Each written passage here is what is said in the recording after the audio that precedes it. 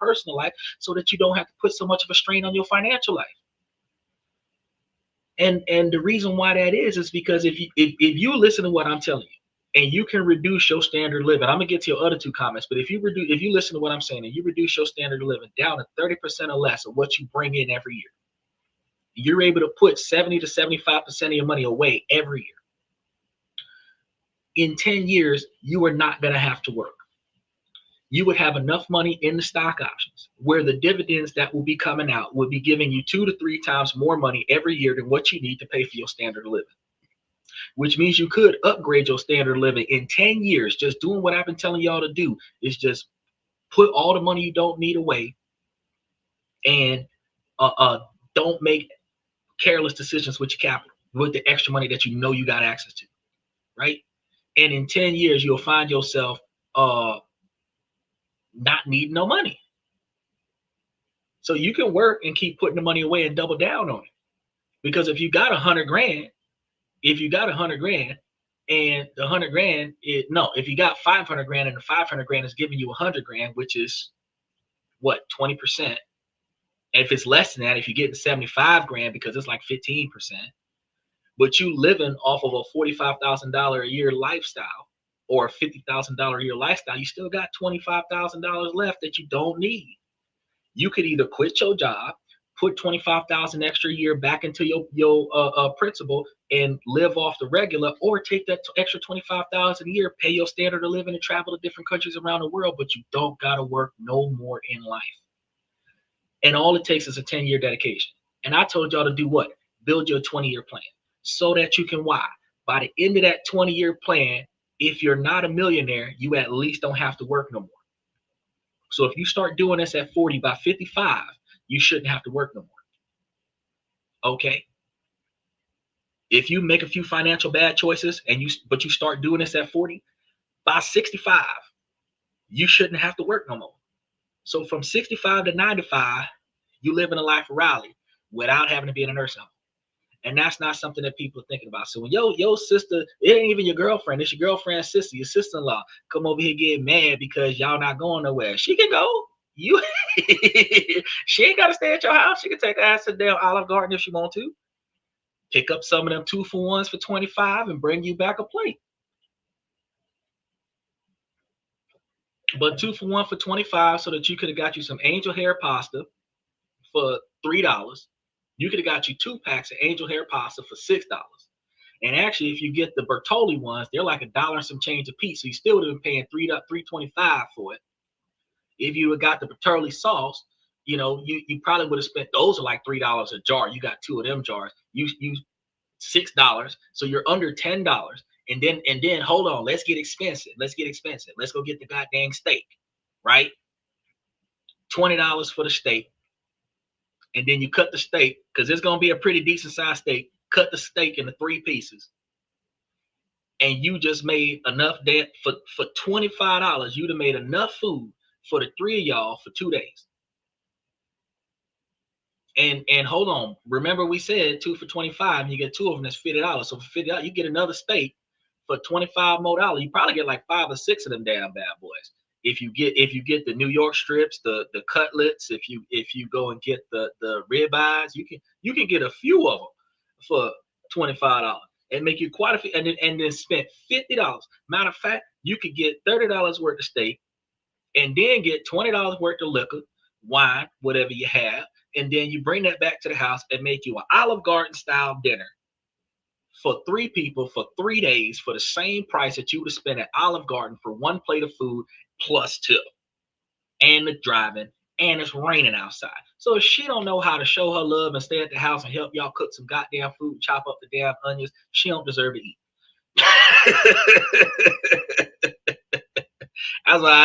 That's my position about that. Don't even eat the damn food. Shoot. He said also, my central heat went out, so we're using space heaters. Is it wrong for the sister to share our bed to stay warm? You are a man. If you are sleeping between 2 women, high five.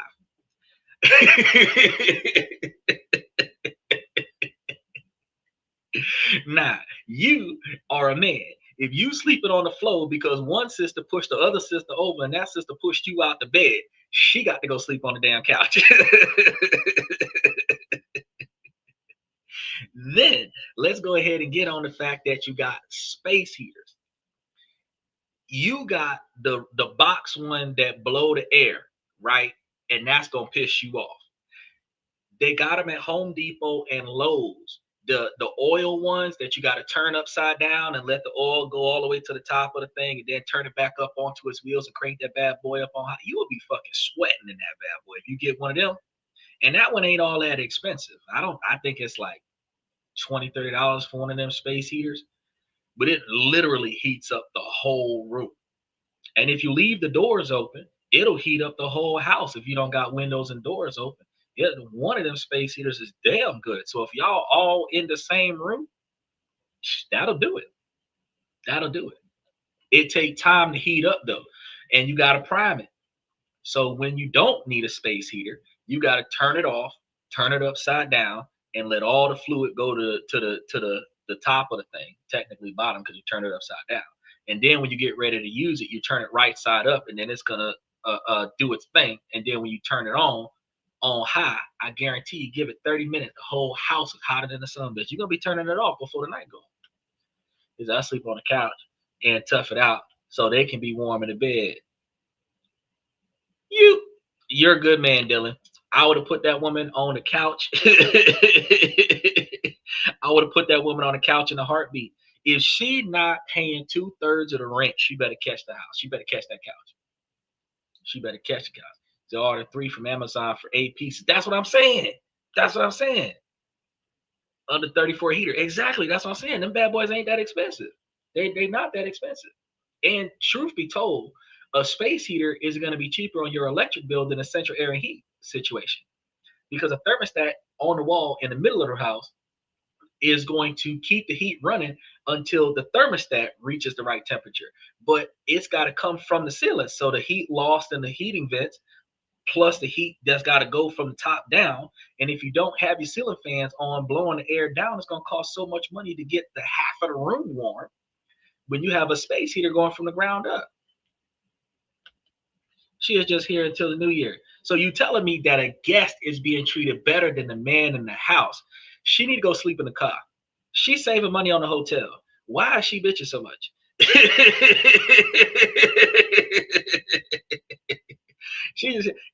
That's 2 weeks. That's 2 weeks. What, y'all got a 1-bedroom apartment? Is that what it is? Because if you got a 2-bedroom anything, apartment, condo, house, if you got a 3-bedroom anything, she need to go lay in a different room. Shoot. She being too much. I know that's family, but no, you too nice. She'd have been looking at me like, oh, that's my sister. And I'd be like, and this my house. What you mean?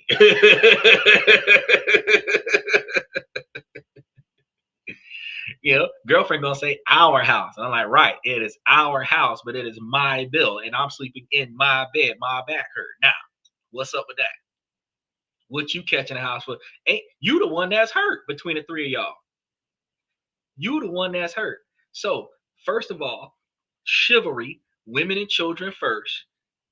But before women and children is elderly and disabled people. You are disabled, so you come first. You get to bed, and whoever want to lay next to you can lay next to you, and whoever can't fit in the bed can sleep on the fucking couch. Look at this. Hell no. He got a 4-bedroom, 3-bedroom bathroom. We have a guest, but it's full of boxes. And you can lay them boxes. Let me tell you some Martha Stewart shit you can do right now. You can lay them boxes in a rectangle, okay?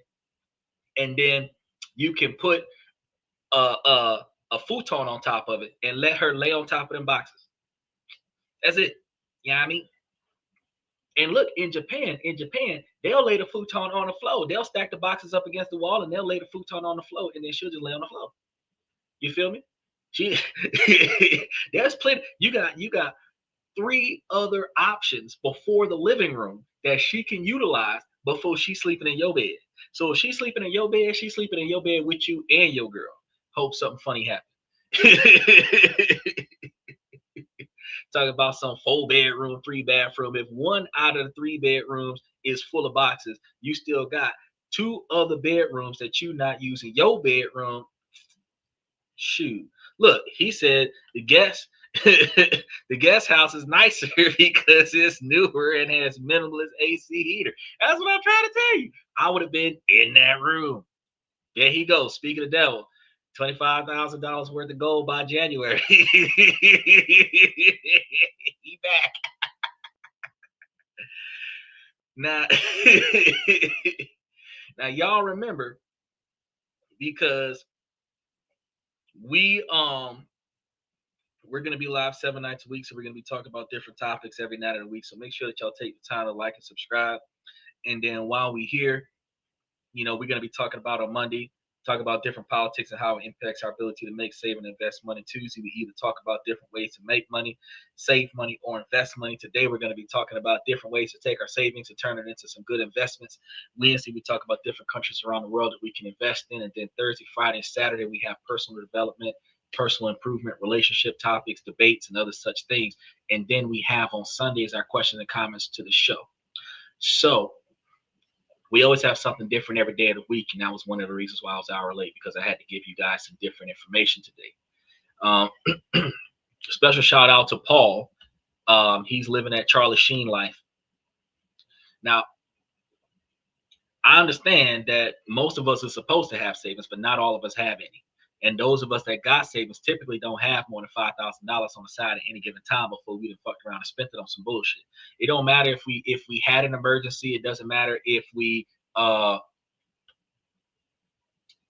it don't matter if we wasted it on fixing a car or doing something for the children, take all the money out of savings, pay for the kids' college tuition, or whatever the case may be, upgraded the house or had an unexpected emergency, bailed a friend out. We always spend the money, but let's be honest. It's possible. It is possible. Just sitting in the bank, slowly getting eaten alive by the inflation. And it is so possible that you are losing the capabilities to make the quantities of money that you would prefer to have outside of all of the stocks that you should be holding on to the point where you're not satisfied with your extra money. Did you know that the national average interest rate for a savings account can be more than disappointingly low? And what that means is that if you have $10,000 saved up, for those of you that might have made it that far, you might be making just a few bucks a year. And while the cost of everything else is going up, I got to tell you, a lot of us get tired of watching our hard-earned money just sit in the bank and lose its monetary value.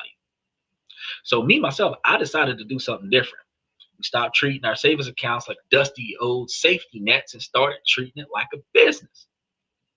We turned the savings account into working capital for a series of small, focused bets that now generate real income. So in tonight's show, we're going to show you exactly how it's done, the mindset that changed everything for a lot of people that are starting to do this, and 4 specific plays that you guys can make and that you can also replicate. Is that I have it in gold in the closet. That's good to have, brother. I'm down to my 100 million. I should have not spent so much these last few days. Shoot, if you spending money like MC Hammer, you only got like 5 days left, and then you're gonna be bankrupt. If you down to 100 million, he spent 53 million. And then 2 years later, he couldn't afford the taxes on it. He owed $800,000. They took his golden toilet. I'm trying to tell you. But see, what he went wrong was that he was owning money he wasn't getting it to him. He wasn't giving him nothing. That's what he went wrong. But before we dive into the how we're going to do this, we have to get the what right, correct, organized. Now, what does it even mean to turn your savings account into working capital? Well, in business, working capital is the money companies use for its day-to-day operations.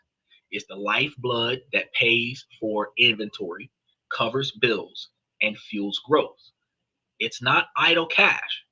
It's active. It's dynamic. And it has one job: to make more money for the company. Now, for years, we've been looking at our savings through a lens of fear. It was our expectation that it's a buffer against disasters, right? Things that are unexpectedly occurring in between paychecks when we don't have enough money. That our just in case fund, or our what the fuck fund, or our holy shit fund.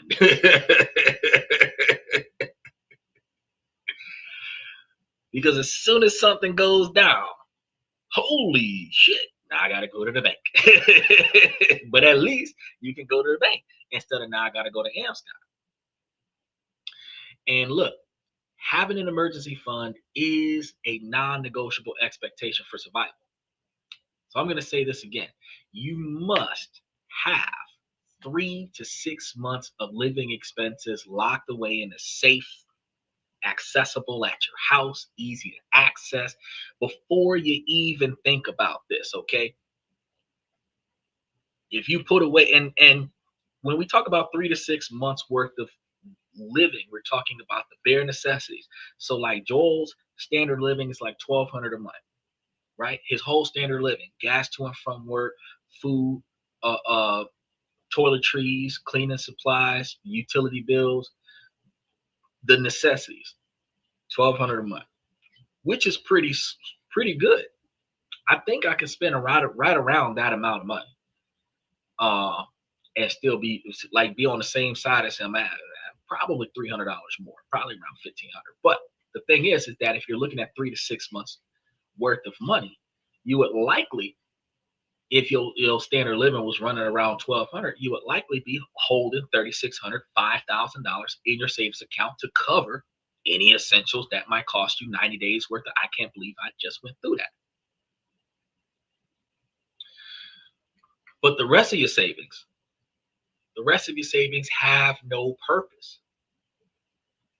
It was unemployed cash to have if it's just sitting there, even if nothing bad's going on, holding no other purpose and not gaining interest. Oh, you want to jump in the podcast? Yeah, you can jump in the podcast. I think I always throw the link in the comment section. I didn't see your face in the podcast. You want to dive in? You want to slide in today? You can slide in.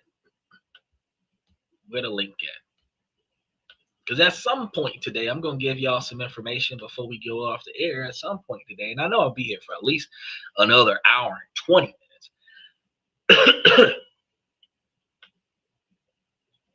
So if you want to get into the show, and you're those of you that are going to comment, Dylan's been on the show quite a few times before. You got to be over the age of 18, and your comments need to remain appropriate. And when you do come into the channel, we're going to try to keep this a reasonably appropriately structured, so no inappropriate comments. Y'all can jump in and hooty hoo to the fam. Y'all can give a shout out. I know that some people try to heckle me like Moe's Tavern and give me like weird names that by the time I finish pronouncing it, it's supposed to sound like something derogatory. But if you really have an honest guy, friend, or family member that you want to have come on to the show, or you want to give like a special shout out to somebody, a girlfriend, or boyfriend, or a wife, or a mistress, or something like that, just let me know, and I got you guys. I'll throw y'all in there. There goes Dylan. Add him to the stage. There you go, Dylan. I see you now. What do you got for me today, Dylan? You got to get the mic going. Oh, yeah, there you go. Can you hear me? Yes, sir, I can. Okay, I had a question about the savings. So I seen a lady come into the bank, and she bought one of those CDs that are like 6 months long. Yes. Like they're like $5,000, and they give you like 4% interest. Right. What if she was doing these transactions where she bought 12 CDs for $5,000 a piece, and Yes. she had them withdraw every month out of her account so Yes. that they would mature every 12 months. There would be a CD that she would get, so she would always have access to at least $5,000 a month. Is Yeah. that a That's a good strategy. That's an expert strategy. okay? And Yes, the reason why that's an expert strategy is because, and I've actually mentioned that on the show either not last week during the crypto, the week before last, when I was talking about budgeting, because you need money every month. If something goes down, right, instead of you liquidating a CD and accruing the penalties, if it matures that month, all you got to do is just wait for the money to clear the bank. And right, instead, when you reinvest whatever's left. So you can either shave the interest off and then reinvest the 5,000, because usually they're like 4, but if she's got a better bank, she might get it for like 6 or 8%, depending on what kind of bank she's got and what her 12%, her 12-month whatever looks like. But if you're getting full 5% off of $5,000, you're getting something close to like $200-300 off of your money every year. right, Well, something like that, something to that effect. And the thought is that if you keep the interest and reinvest the principal, you got an extra few $100s a month. And if you're doing that every month, then you ultimately end up with an extra 5 bands. So right, it's a revolving door, but the benefit of it is that it matures this month. So if something happens this month, I don't have to lose out on. Usually you lose out on about 30% when you take it out early. So you not right. only lose the interest you could have got, you also lose some of your principal. So it's But better that's for you to leave. but that's just Go like ahead. in an emergency, you would take it out early. Yeah, but look at the emergencies that we've already had, because when you got furloughed for 2 months, you would have took it out twice. Yeah. See what I'm Well, saying? Because you got shot in the foot in October and you didn't go back to work until halfway in January. November, and right. we might get another one January 30th, between the January 30th and March 15th. And if it happens again, those people are going to get furloughed again. Yeah. So So having it mature like that is good for you, because if you need it that month, you can use it. yeah. So taking the $60,000 and spreading it out makes it where at least you're getting interest versus just being one place. Well, when I give you guys the advice of putting it into cash dividend stocks, where you would be getting more percentage than what you're getting Right. off of a CD, it is more volatility, because that company could hypothetically go out of business at any day of the week and you lose your money. But the Right. fact is that these 25, 30-year long businesses that have always been running are likely to still be running. But the volatility of hypothetically they could go out of business, the fact Right. is that high volatility is giving you that 18% return. And if you're getting 18% return to put your $60,000 in something that's like $2 to $7 a share, that's been around since you and I were children, that's going to give you cash every month so that you don't have to sell it. But the CD is a safer approach, because a CD is going to be like basically shares of the bank. So as long as the bank doesn't go under, the bank will honor giving you back that money. And when they give you back that money, you're going to get that money back to do whatever you want to do with, whether you want to reinvest it for a higher principal, or if you want to take the savings or take the difference and put the principal back in there, or if you want to take the principal and leave the interest in there, whatever you want to do. It once it matures, you have to set up another contract before the money is held again. So that is a good plan. If you don't want to ride the stock market, that is a good plan to keep a revolving door of income, because it releases money. And typically, it should release the money into an account that you control, which means that you can withdraw it from an ATM machine that day, instead of having to wait 2 to 3 weeks for them to issue you your money the way you would if you had to sell a stock. Yeah. Because So even with ETFs, if I sell the stock this morning, it's not going to clear until tomorrow on the platform that I'm using. Then I got to deposit it in my account, and it's going to be 2 to 3 business days before it clears my account. So if today being Wednesday morning, if I was to sell it Wednesday morning, I might have it on Tuesday. But if it right. matured as a CD on Monday, I probably have it on Tuesday. Okay. So So you get a little bit faster. but if I'm just trying to save it for, like you said, 6 months to a year of Yeah, they have Uh, those 3 month, 6 month, 9 month, 12 month. yeah, that's, I mean, that's completely different than investing. Like investing, that's fine. I don't mind trying to go for 18%. But as far as just saving and whatnot, it's better to pull my money out of a savings and maybe look at Well, a in CD. the difference between a savings account that's operating at like 0.62% interest, which is like a little over half a penny per $100. Well, like a half a penny. Yeah, about a half a penny. So out of $1,000, you might get 6 cents. No, Right. no, $6. $6 out of $1,000, you get like $6. So if you're operating off of 60 grand with the interest rates that they have at the banks right now, if you just had it in a savings account, your 60 grand would likely give you like $36 out the year. It's not a lot of money. You put it into money market accounts that are operating closer to 5%, and now you're potentially having almost $600 in your account instead of 60. And then if you're putting it in a CD, that usually, depending on your bank, has a higher interest rate than your money market account. Then, just like a money market account or just like a high interest savings account, you're going to get more money on money that's just sitting there that you're not doing anything with. And if you have it stacked like that, you can do 3 months that are offset, where every 3 months it releases, and you have Right. 15 of those, and you're still going to be getting money released every month. And you can go from a 3 month to a 6 month. You can go from a 6 month to a 3 month. You can go from a year to 2 6 months, whatever you feel more comfortable with, to make sure that your money is rolling in a way where something is being given to you in case you need something. Right. So yeah, So yeah, that was going to be I, one of the things I was going to recommend today. that's an interesting thing to see, and I just thought I'd throw that out there. Kind of Oh crazy no, to that's a see. fantastic plan. Yeah. Well, we don't think about stuff like that because we feel like if I need money today, I need to be Right. able to go and get it out the ATM machine right now in the middle of the night because I need money today.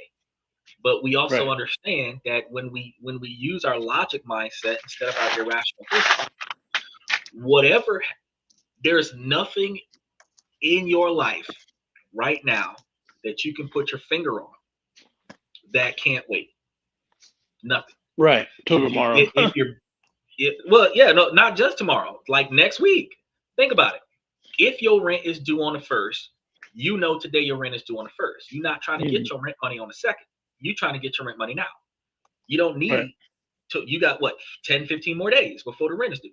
You know your bills is due. You know when your credit cards is due. You know when your car note is due. You're looking at your gas tank every time you start your car. You know how much gas you got left in your car. If you riding on slow leaks, you know how long your tires hold air before you got to pump more air in the tires. If your Right. car leak oil, you know how many days out of the week that you got to top off the car before you got to go buy you some more oil. So there's things about your life that is routine. And Right. in routine, there's nothing that can happen that can't wait. Literally, not just till tomorrow. Like it just can't wait until you can figure something out. And when we think about emergencies, there are no emergencies that need your money right now. Because what can you think that is the most instant requirement for capital investment in an emergency? Housing, food. Nope, that's not an emergency because you knew you didn't have food in the house when you left this morning. An Uh, emergency is something that just happened that changes your whole week, the whole month, all your future plans. That's an emergency, something that just happened. What can car. happen right now that would immediately take money out of your pocket? Uh, house burned down. House will burn down. You can't do nothing about that for 2 to 3 weeks. Well, okay, house burning down. You need a hotel. Yeah, there you Okay, you're gonna put the hotel on your credit card.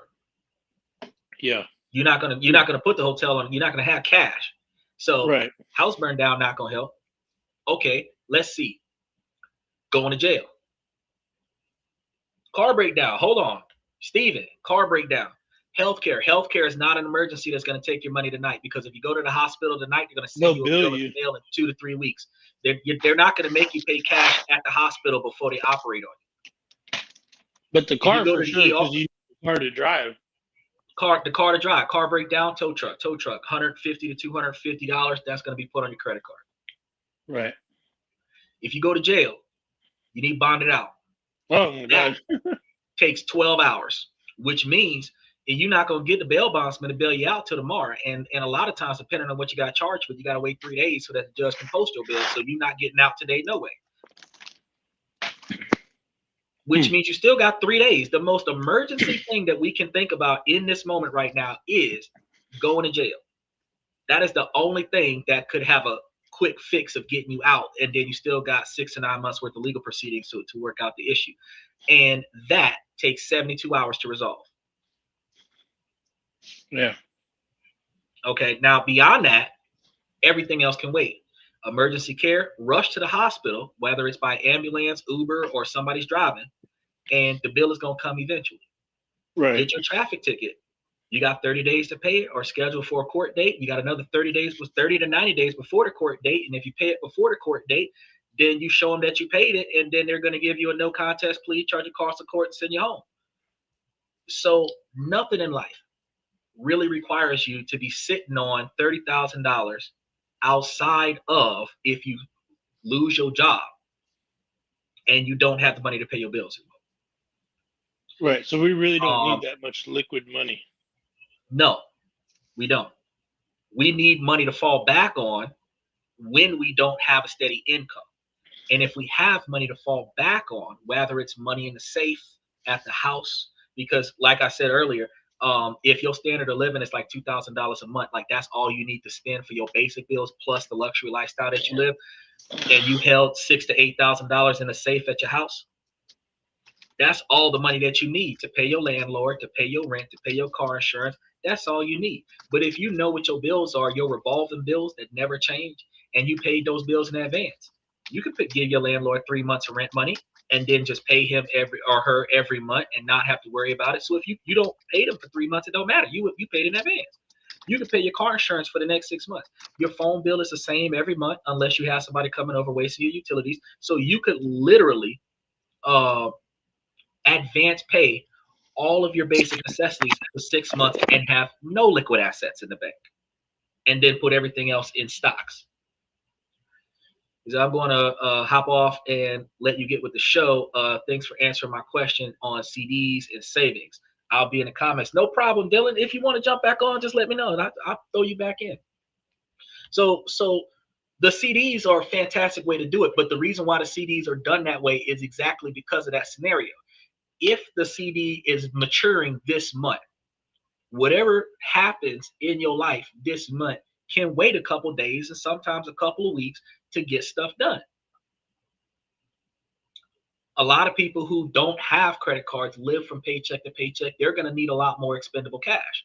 But those of us that are a little bit more like Dylan, that is well off with his abilities to invest and save and manage his money. A lot of us that do preventative maintenance on our vehicles, we got a spare tire, we've got a jack, we've got a four-way, we got jumper cables, we got a jump box, we got charge boxes at the house, we got tool kits. Some of us know how to work on some of our vehicles, at least the minor stuff.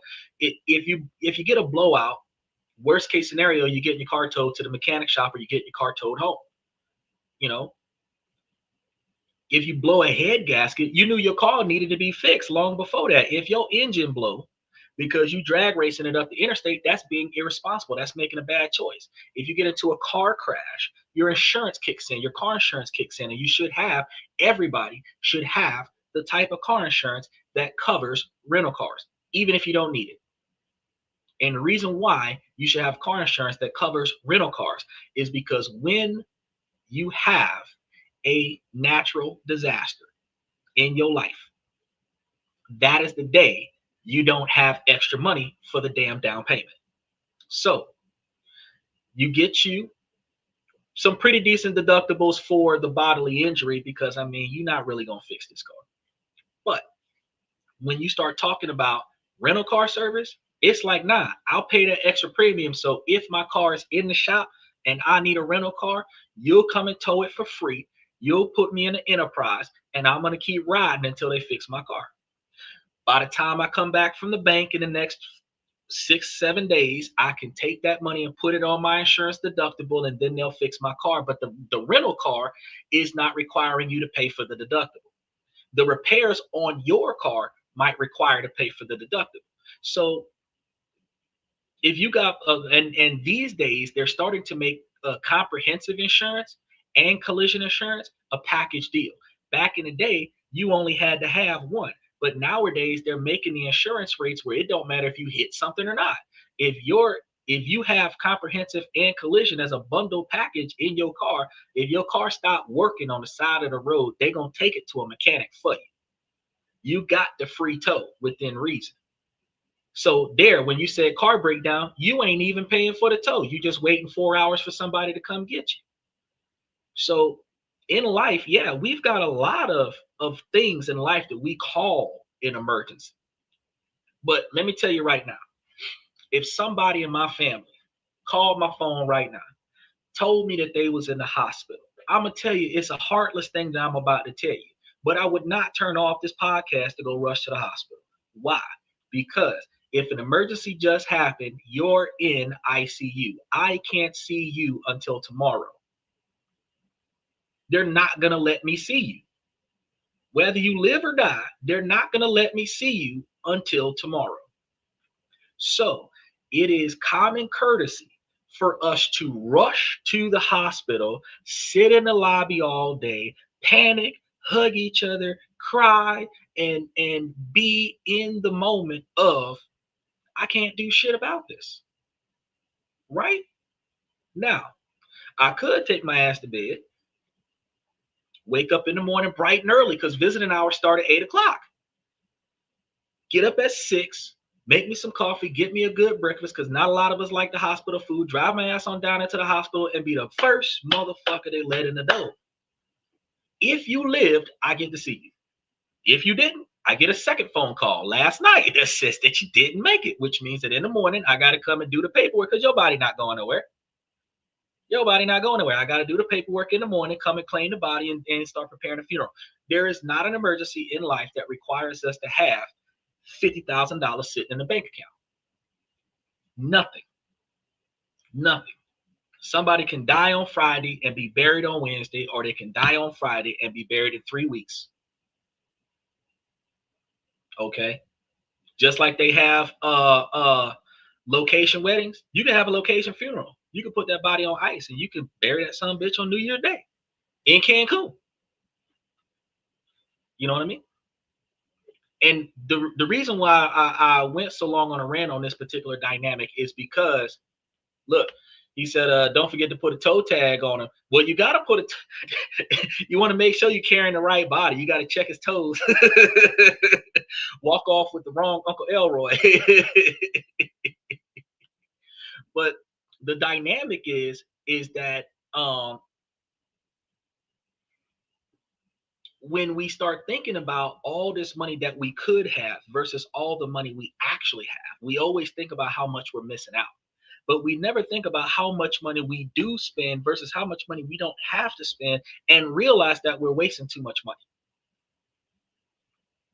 Some of us that got a little bit of extra, we know we got a little bit of extra, and then uh we put a little bit of extra away, but we don't really think about those extra deals. And that's why, like, when Dylan came up and he said that, yeah, that's a thing. And they've got some places got monthly CDs that mature that have lower interest rates, quarterly that have higher interest rates, semi-annual, annual. You got some that are offset like 9 months. You got and then the rest of them that are standard, 5 year, 10 year, 20 year. I don't want to mess with those. And the reason why I don't want to mess with those is because anything can happen in 5 years and I might need to come and get my money. I don't want to pay penalties because I came to come get my money. So setting them up every 3 months, setting them up every 12 months. And then here's another thing, Dylan. You can do that with treasury bonds. The treasury bonds that are operating at 4 to 5%, you could pick those up, 12-month treasury bonds, and offset them every 30 days, set you another one, and they'll be releasing you money every 30 days. If you were trying to build your retirement fund off of just treasury bonds, you could set yourself up 10-year treasury bonds, especially if they're going to give you tax exempt after you get the money back. 10, 15, 20-year treasury bonds, and just keep doing that. And then as they mature each year, it's going to release money that you don't have to pay taxes on, and you just spend it every month. That's making you later greater, because if your standard of living is $5,000 a month, and you're putting away $5,000 of treasury bonds that's going to be held for 20 years, in 20 years you're going to get the money back with interest, and the interest is going to exceed inflation. You would have 20 years worth of living just waiting to be released every month. You wouldn't have to worry about where it's coming from. But not too many people think about stuff like that. He said, do a budget just for 1 month, and you'll realize how much you waste.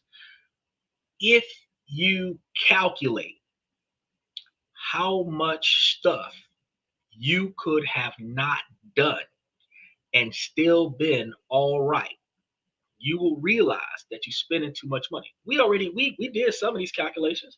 When you think about certain things like smoking habits, drinking habits, video game investments, karaoke nights, bar hopping, chauffeuring friends without getting gas money, loaning money to friends and family unnecessarily.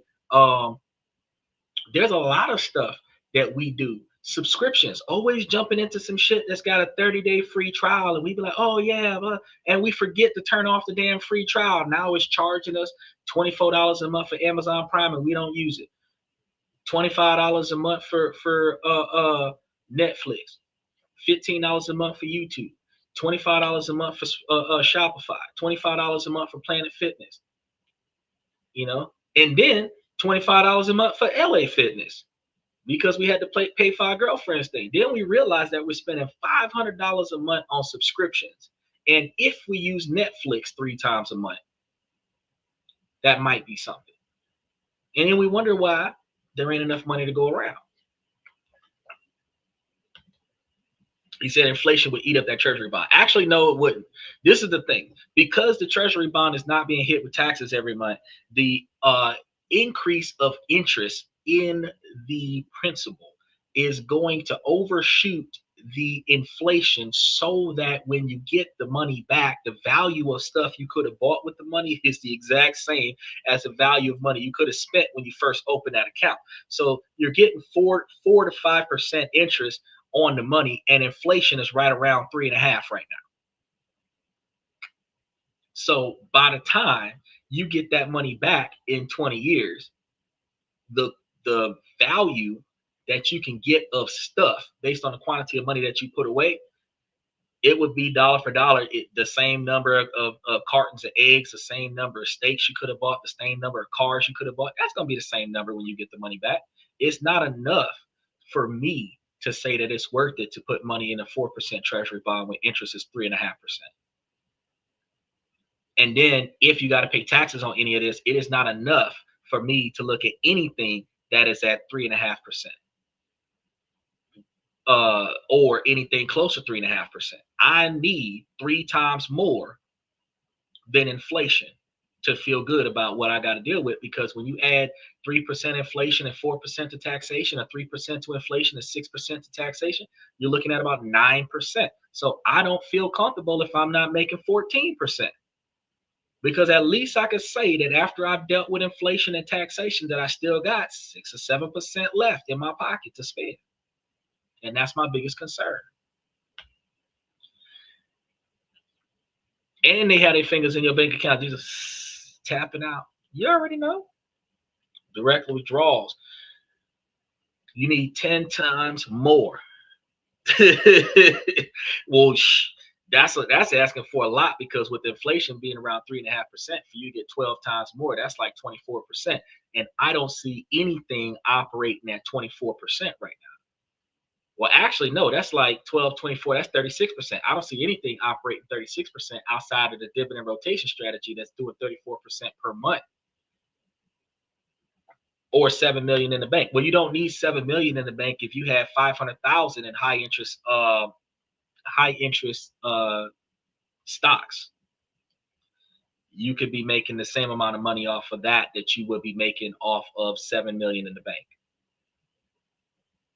So there's your 12 times more, because if you got you some you have you some shares that are putting out 18% return, that 18% return is better than the 0.06% that you would get from the bank, which is going to be, ideally, if you had $7 million in the bank, you would get less money off that $7 million worth of bank than what you could off of $500,000 in an 18% account, which means you're getting more for less, which means you do less work. You say, I do estate sales. Yeah, but see, the one of the things, so we've always talked about how you do estate sales, and you're a very excellent entrepreneur. You are able to find a good deal, go pick it up, and sometimes sell it immediately without having to have much of a hold. And the more times you put your money on something, the more items you have to sell. And then the more items that sell, the more money you're getting back. But that's almost the same method as what's going on with the CDs that Dylan was talking about. The only difference is that the most effort Dylan has to put into that is going to the bank and giving them a stack of cash and telling them to set these up to execute on certain months and then go back home. If he put 60 grand down and say, offset these, that's it. They're going to put all the money into an account. They're going to have each one of these accounts set up, scheduled to take the installment, which activates the account on the day of the installment. And he's going to proactively not have to think about it. It's one trip to the bank, 12 transactions.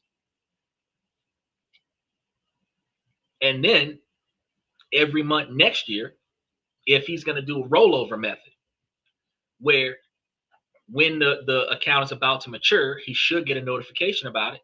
And then he just contact the bank and say, put it back in there, start up another one.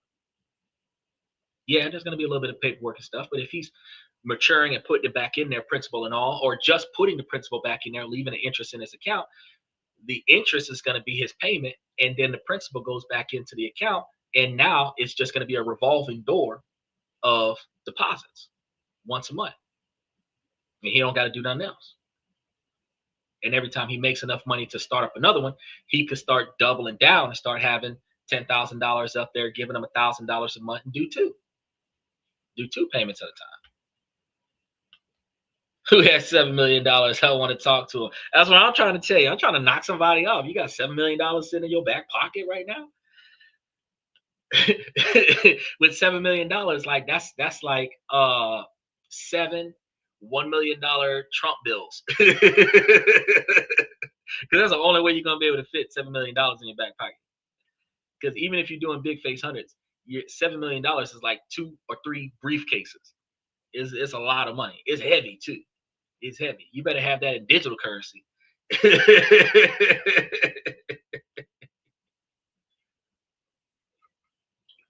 But you got to do what Dylan just did, because when you start taking these millionaire mindsets and start making these big shifts, what happens is you start asking new questions. Instead of asking how much more can I save, you're asking how can my savings start making more money for me? And that's what he did today. That's a brilliant idea. And this is one of the questions that reframes your savings from a passive pile of cash into an active asset. Because since you already know that you pretty much don't need more than $3,000 to $6,000 in your bank account to cover your essentials, everything else above that, you could be putting it somewhere else to make money for you until you need it. As long as it's not tied up in the kind of account that costs you a lot of money to terminate it. As long as it doesn't end up in a type of account that you got to wait 40 years to get it back. You could put it somewhere. And the risk tolerance that you have is not needing the money until the transaction is over. And if in the event that the deal goes south, you can do without that money. That's your risk tolerance. But safe bets are CDs, because if you put your money into the CD, the worst you're going to get is the same money that you put into the CD. You put your money into a stock option, the worst that you can get is losing all your money. You put your money into Bitcoin, gold, or silver, the worst that you can do is lose all your money. If the value of the product that you invested in goes lower than the amount of money that you paid for it, you have zero value in the shares of stock that you own, even though there are shares of stock in the exact same item that are cheaper than yours that still have value. You bought stocks at $1,000 a share and they're now worth $100 a share. You have $0, but somebody who bought in at 50 still got $50 a share. And you can't afford to leave the money in the bank anymore because they are going to take it. Money has to be fluid and it has to be easy to get a hold of. You are exactly right. But it also should not be wasting time sitting somewhere not making you no money. But it's got to become your own personal venture fund. So the goal is going to be no longer to just pile up your money.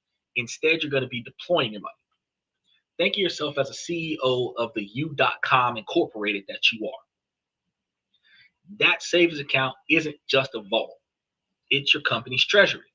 So your job is to allocate that capital to protect your estate, all of your projects, or in some cases, all of your small bets. And that has a good shot at generating a positive return if you perform that method. Because just like what Dylan was talking about doing, you're making a little bit of money every month. This time next year, you can guarantee that you're going to be getting a little bit of money every month if it's maturing. And then you know what date it's going to mature on because you know what date the account started. So if it started on the 5th, you're going to get your money on the 5th this time next year. And this isn't you being reckless. This is you being tactical. This means that you're being strategic, understanding that just like a business, some bets will pay off big. Some will be small wins. And there's going to be a few of them that might actually be complete failure. I mean, Donald Trump went bankrupt 6 times and he's still a billionaire. He said, I'm going to bury my gold. Well, you can assume that you're going to get buried with your gold. But we also have to understand that here in the United States, not too many people got an honest bone in their body. They do got some honest folks out there, but they got a lot of them that knowing that you've got gold, once you die, they're going to take your gold out of your coffin or take your gold out of your house. And then if they put you in the ground instead of cremating you, then, you know, they got your gold. Now, if your gold is in a place where the people who know that you got the gold is getting paid money to bury you with your gold, then yeah, they'll probably put you in the ground with the gold and then rob the grave because they know that there's gold in it. But what we're going to be talking about today is the key that you need to pay attention to, which is managing your risk by starting with something small. Do calculated experiments, only doubling down on what actually works. And when you're doubling down on what actually works, if you put out 1,000 and get 1,500, you might put down 3,000 next time. But if you put up 1,000 and you get back 800, you're probably not going to go towards that one again. The idea of working capital is so important because it's fundamentally changing your relationship with your money. You're going to go from a consumer mindset where just earning money from working for somebody else and then spending the money on personal desires is the only thing that money is used for. And you're going to change to a capital allocator mindset where you're going to start seeing opportunities everywhere to put your money to work. And suddenly that stagnant savings account that wasn't doing much of any good feels less like security and more like massive missed opportunities. That feeling, that itch to go make your money productive, that's the engine that drives all of this. So the first step is all in your head. Okay. Hold on. He said, do the morticians take your gold teeth out? Yes. They're technically not supposed to, but yes. They will cut your legs off to make you fit in a casket that is not your size. They remove your organs. They can do whatever they need to do to you and whatever they want to do to you to satisfy the client, whether the client wants you buried or the client wants you cremated. Especially if you're cremated, they taking all your goals out your mouth. Because you, the dead person, don't have any say in this.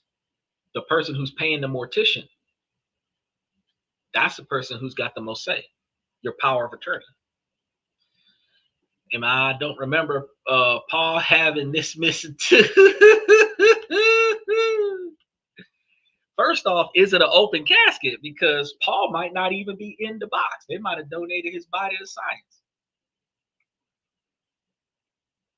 Oh no, they're not just gonna stuff you in the wall, bro. They're gonna stuff you in on a furnace, set you on fire like the little old witch in the candy cane house, and then after they melt you down to ash, they're gonna shove all your ashes and other people's ashes, because they don't get all the ashes out the first time. They're gonna shove you into a jar, smoke a few cigarettes, put the ashes in the jar to make sure that it's the right weight. Then they're gonna hand it to you and tell you that's your family, folks. You probably got like 50 dead people in that little urn there, and half a dozen cigarette butts. But that don't change the fact that that's your dead people right there. And then, then you're gonna take this jar, and gold teeth don't melt. I mean, well, they melt, but they don't turn to ash. So you're gonna take the soot. You're not gonna have it sit up on the shelf with the gold teeth. The gold teeth gonna come out. That's what I'm saying. And most people are leaning towards cremation because cremation is cheaper than burying folks. Because you got to rent the plot until they die.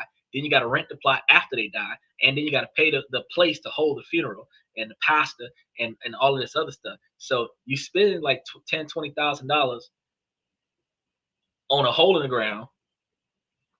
And then you're spending $50 to $100 a month to maintenance that hole in the ground. Shit. Back in my day, we used to just put dead bodies in the dumpster behind the Taco Bell and just let the garbage man take care of it. Nowadays, they got all this sanitation. I'm sitting over here like holes was done easier when we didn't need 611. That's what I'm saying. You just take them out in the woods and dig a hole anywhere. But see, we get lazy because when we dig holes, we only dig a 2 to 3 foot hole. They call them shallow graves. Y'all got to start getting NCIS deep. Y'all got to start getting first 48 deep. You gonna dig you a hole. It is 15 to 20 feet deep. You need to go ahead and get your step ladder and get on down there up in that hole and dig that hole to where that hole need to be dug. So when you chuck this sun gun up in that hole, you can put a little bit of dirt on top of them, put some concrete down there, put some stuff, throw a dead horse in there or something on top of that. Put a little bit more dirt on it. Then put some exotic plants on top of it. And put a little bit more. You know what I mean? Give them some archaeology stuff where they can find some shit. Old car parts halfway down. Hey, 6 feet in, you see the foundation of a pool setup.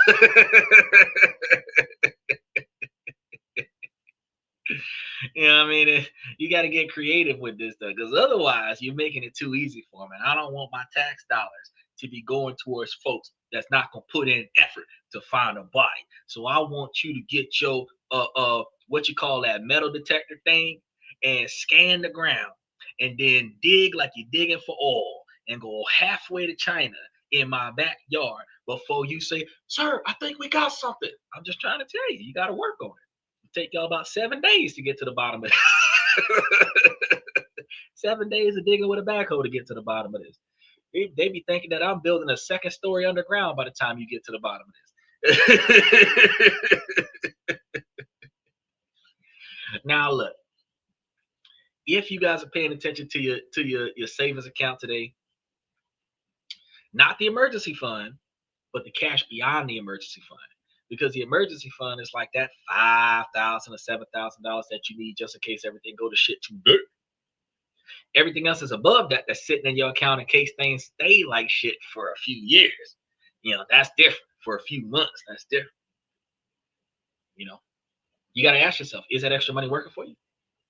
You got $20,000, $30,000 in the bank, you only need 7 sitting there. Is the rest of that $13,000 working for you? Or is it just sitting there, waiting for the inflation to come and take another bite out of our pie? If it's the latter, it's time for you to give that money a job. And it's going to be time for you to run that money through a concept called working capital. Before we get into the first, and honestly, the easiest bet that you can make today, let's go ahead and see what Steve got to say. Steve. He said, what do you think about high yield savings accounts? I'm starting to look into them. Okay, so high yield savings accounts are going to have higher interest rates than fundamental checking accounts. However, all of the banks have incentives right now where up to $500, they're going to give you more money than what you'll ever get out of a high interest savings account. Some of the bank accounts up to $500 is going to be giving you like upward of 5 to 7%, not 7, 5.25 or 5.15% interest for credit unions, 4 to 4.5% for bank accounts. For the checking accounts, up to $500. Now, above that $500, you would have to open a savings account or a money market account, and money market accounts give you more interest than savings accounts, but the money market account requires you to have transaction restrictions, minimum balances, and other such things in those accounts. And then beyond that, you're going to money market accounts. So what do I think about them? Well, I've said on the show before, if you get high yield, no, not with a bank account, high yield, high money, high risk. It is high yield, high money, high risk in the stock market, but with a bank account, it's just a lot of stipulations. And that's going to be the risk of losing your money, because if you don't meet the stipulations, they take the money, or they start charging you fees for that account, maintenance fees for that account. Like, so if you have to have like 3 to 5 transactions a month, or if you have to have a minimum of $5,000 in this account or something to that effect, you have to meet whatever requirements they have. If you have spending requirements and deposit requirements, you have to meet the expectations that they have in order for you to get the full benefit back after the fact. Otherwise, you're going to be paying fees for the convenience of not following those rules. So, that's going to be one of those things. But when you start thinking about them out there doing that versus, everything else, it's better to get you a little bit of volatility, especially if you're young. It's better to get a little bit of volatility, because if you get a little bit of volatility, you have the ability to make you a lot more capital. You can use your student loans to get the money. As long as you put it somewhere where the money, like the ones that I got going across the screen, they'll be making money for you until you get out of college. Then when you get out of college, you can take the principal out, give it back to the school, get a tax deduction for giving the principal back to the school, and use the interest to build off on, and you're still good.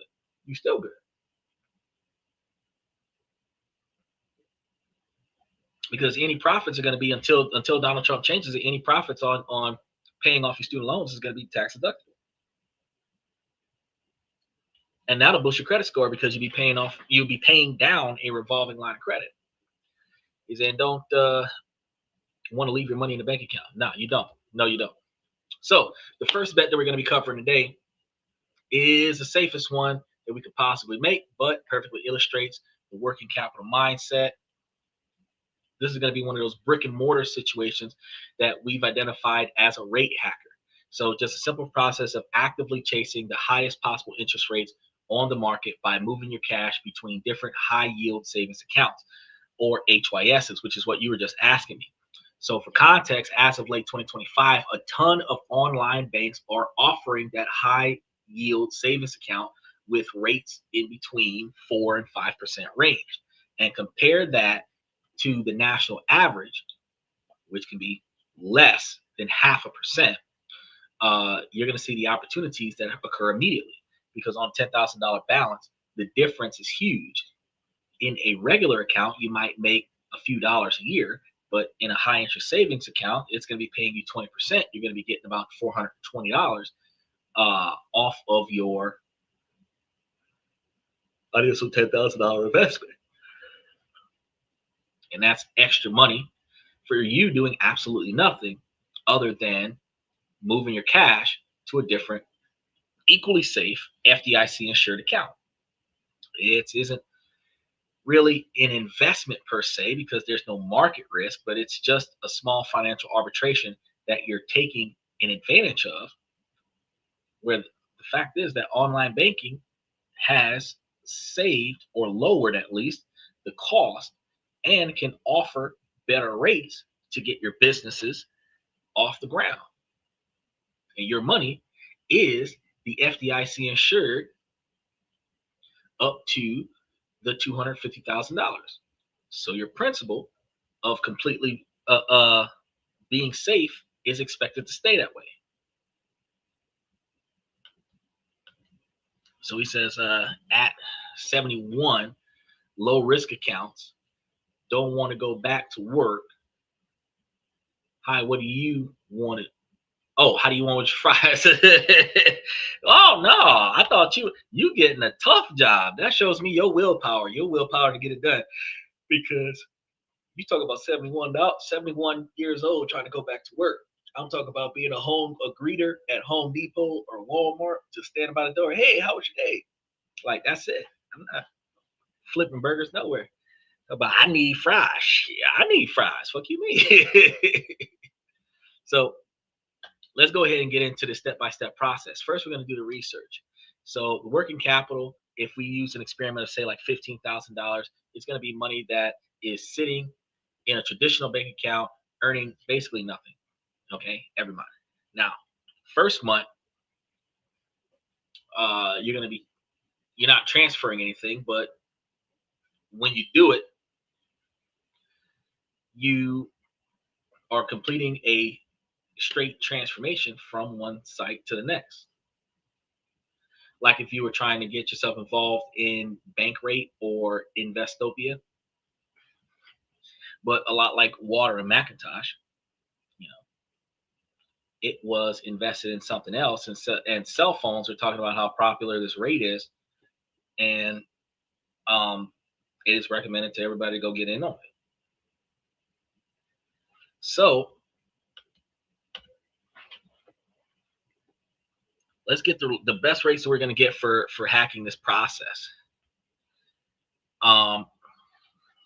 They have updated lists of the top paying HYS insurances in Bankrate and Investopia.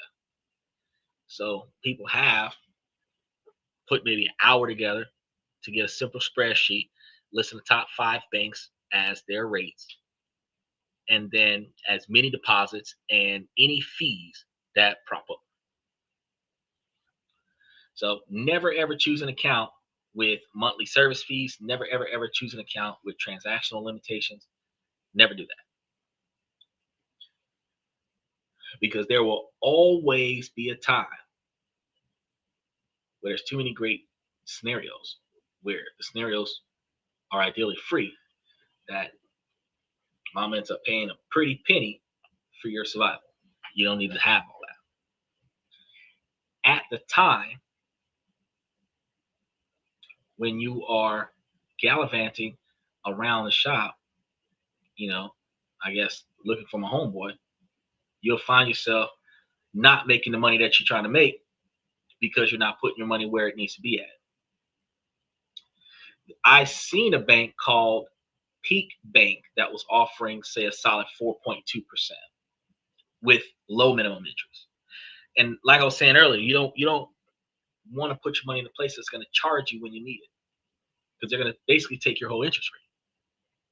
Open Bank has something similar. They got 20%, and Varo Bank is doing 5% APR.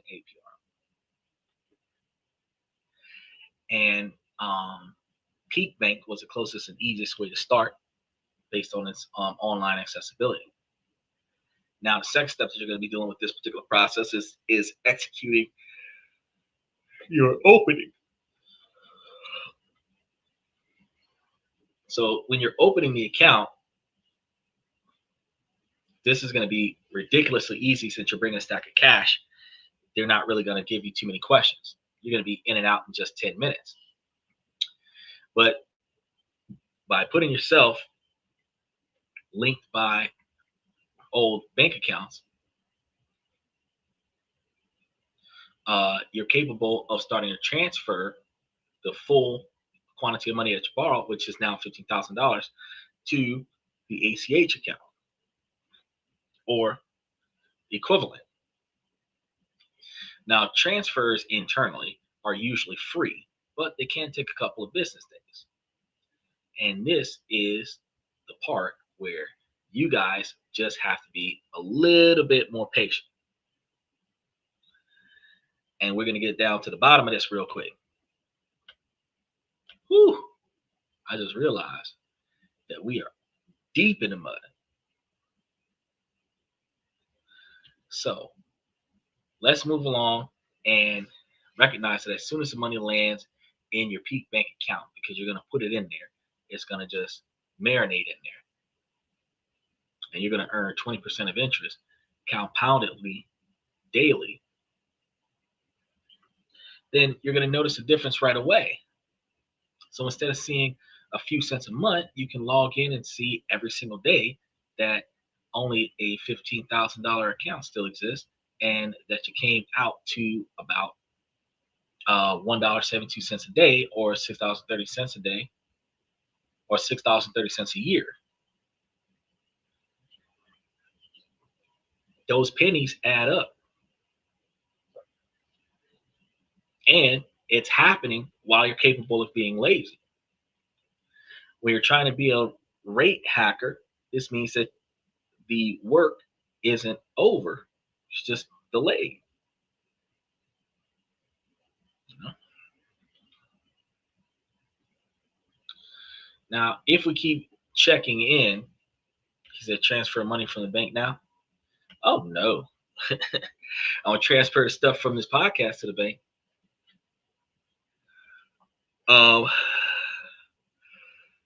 There's a new bank called Apex Digital. They lost 4.5% annual APR.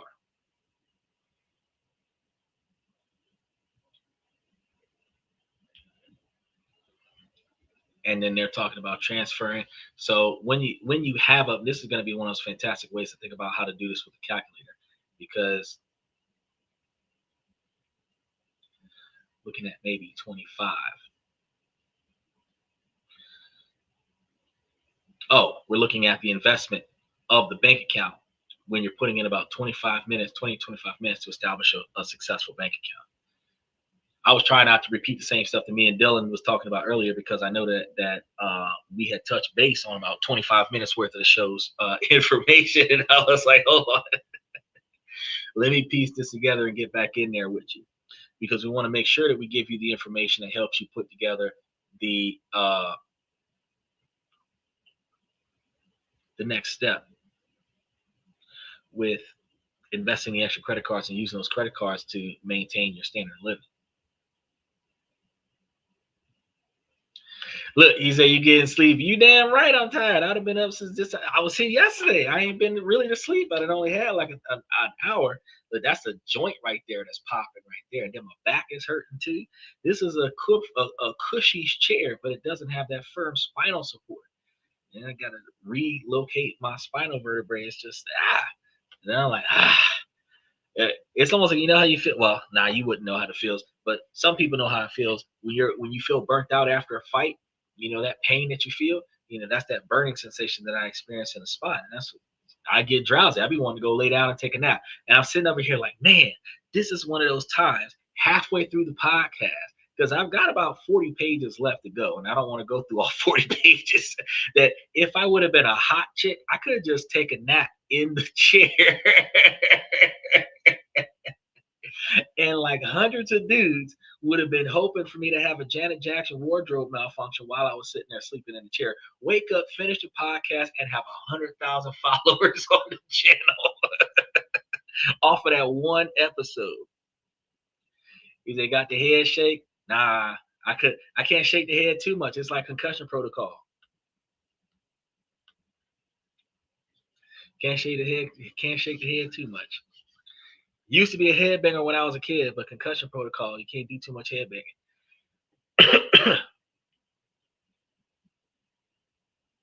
Now, this is something that I wanted to get into real quick, because we're about to get into some hacking not actual hacking, actual like life hacks that'll generate money. Okay. So first,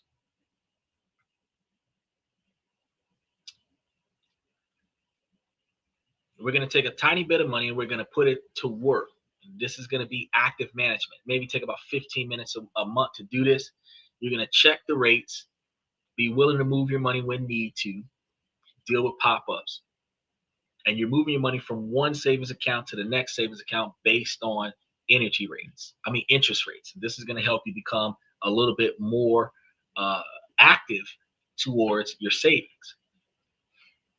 At first, it's going to be a little bit tough, but it's going to be a powerful lesson. The same way, it's a little bit tough to remember to set your trades, and it's going to be a little bit tough to remember to sell your trades. If you start moving your money around, you'll see that your money will start making money for you, just like causing tides in the water. Now, the first bet that you're going to get out of this is that you're going to learn a profound lesson, such as doing nothing costs you money, just as much as doing something might cost you money. So, and sometimes doing nothing costs you more money than doing something, especially when you start talking about going on a dip on a stock investment. Now, we're going to start doing some rate hacking, and this was the first step in taking the control. And then you're going to treat your savings like a business asset that needs to perform. So if you're ready, and I don't know, some of y'all might still be here from earlier, but some of y'all just not getting here. Y'all might feel a little bit fired up. And if you do, we're about to put your money to work for you. Now, the idea of earning hundreds or even thousands of extra dollars a year from your savings is a good thought to have. But do you have a moment? And the reason why I'm asking you for a moment is because if you have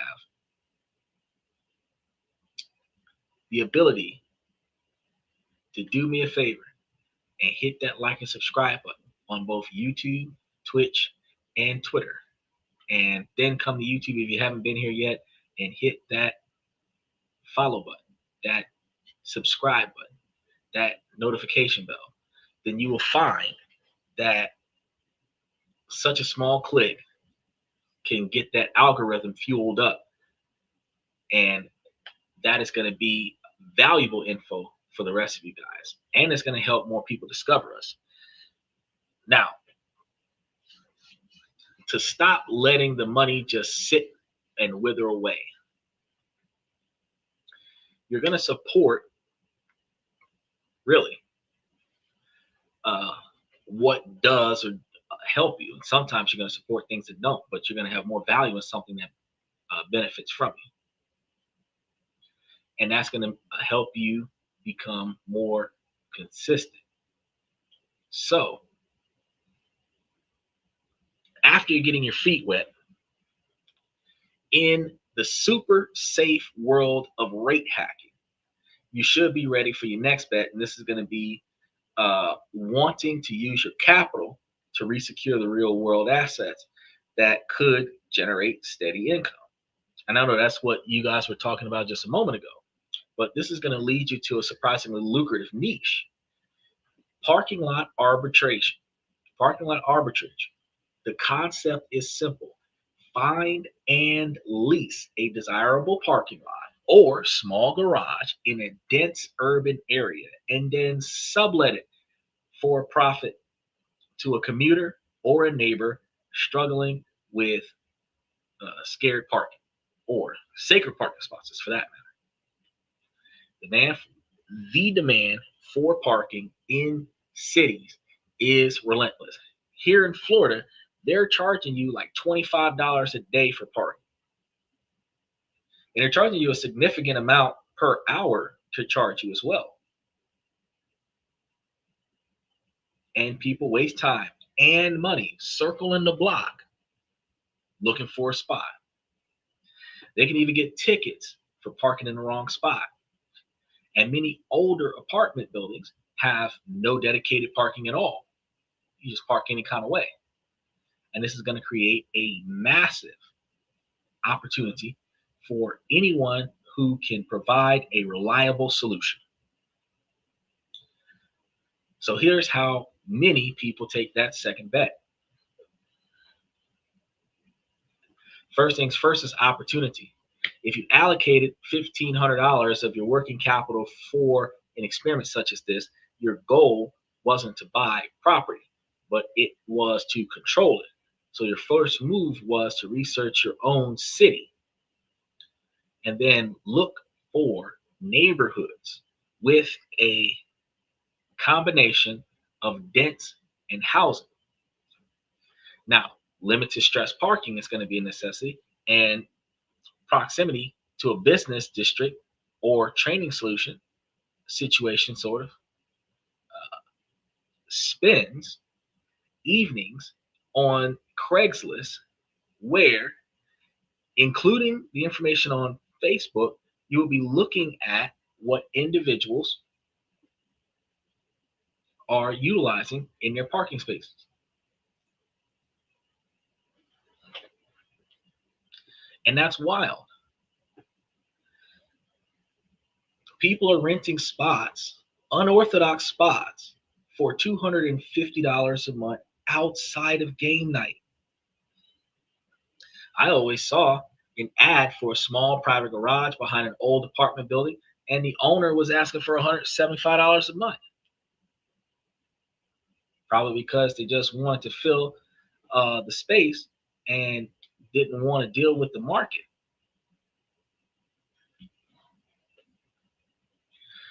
Acquisition is going to be the second one because this is going to be where your bet happens. And contacting the owner or the officers to sign a 1-year lease and paying 3 months up front to show what you were serious about. So this is going to give security and gain to me where I have control over the assets. Now, if you think about the initial asset, then you're looking at an amount of around about $525 with around about $175 back, and we're going to be multiplying that times 3. Now, this will keep us well within our budget, and this is going to be the main focus of the business investment. So then we're going to be getting the first tenants. That's typically a headache. You look at some clear photos, a couple clean back shots, everything looks good. You wrote an ad highlighting the benefits are guaranteed in 24 to 7 hours, which is a tall deadline because you should have gave yourself 48 to 72 hours. But you'll find that the accessible parking spot is not there. You don't have to circle for spaces anymore. You can just pull up and take the open space. Now, if you've enlisted for $275,000, then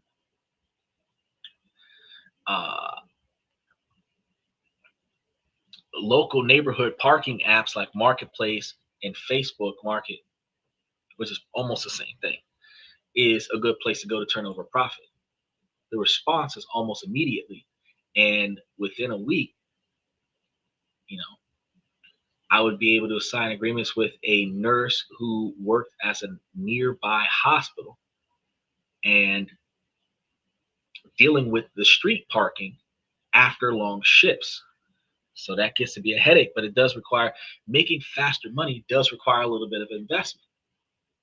And when you're managing and trying to stall a scale, you'll be paying that $175 a month for the lease and $275 for the mortgage. And that's going to be pure profit where you actually only made like $100 pure profit. And that's the same as $1,200 a year. But my initial $525 investment was paid back in November. Now, a little 5 months later, you start seeing the benefits. And that is a little bit more residual than it is passive because you're going to be making money off of them renting your spaces.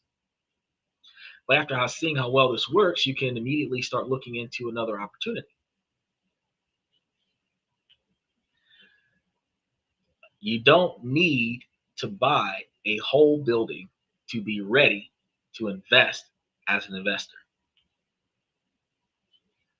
By controlling a small in-demand asset, you can definitely generate a fantastic low effort cash flow. But I know that you guys are going to want something a little bit more than that. You're going to be wanting to do niche flipping. Niche flipping is going to be a classic art of buying low and selling high, and you'll do this under the interpretation that the high buy is not lower than the low buy.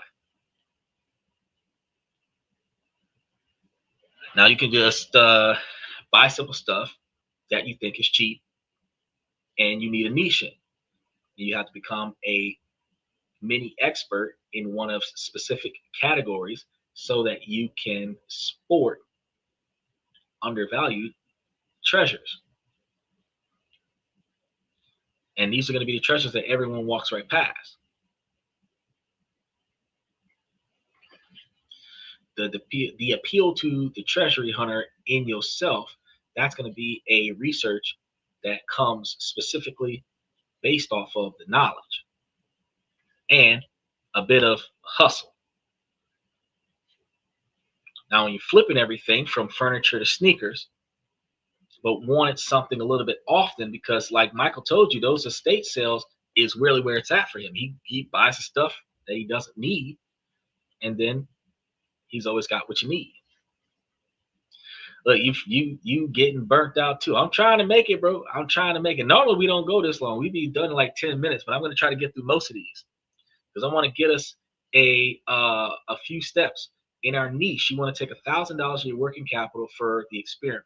And the first rule is going to be flipping, which is to pick something that you're already interested in, because you're going to be spending a lot of money on it and learning about it. And this is going to be about a retro video.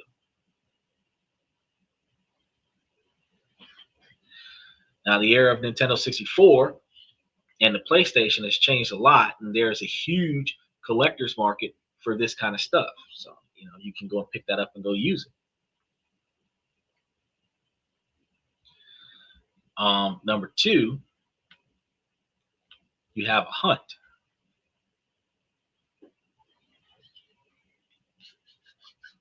Now,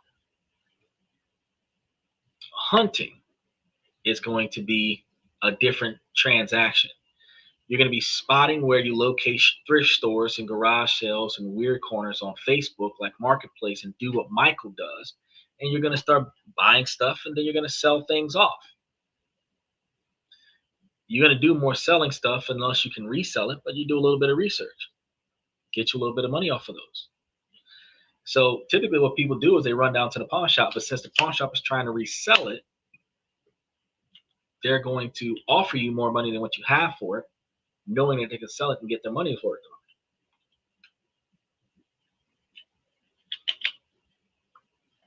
I remember one time back in the day, my homeboy screwed up, and I had to sell an 18-karat gold ring. It wasn't a Mason ring, but it was about as big as one. It was fat, and it was like a $2,000 ring.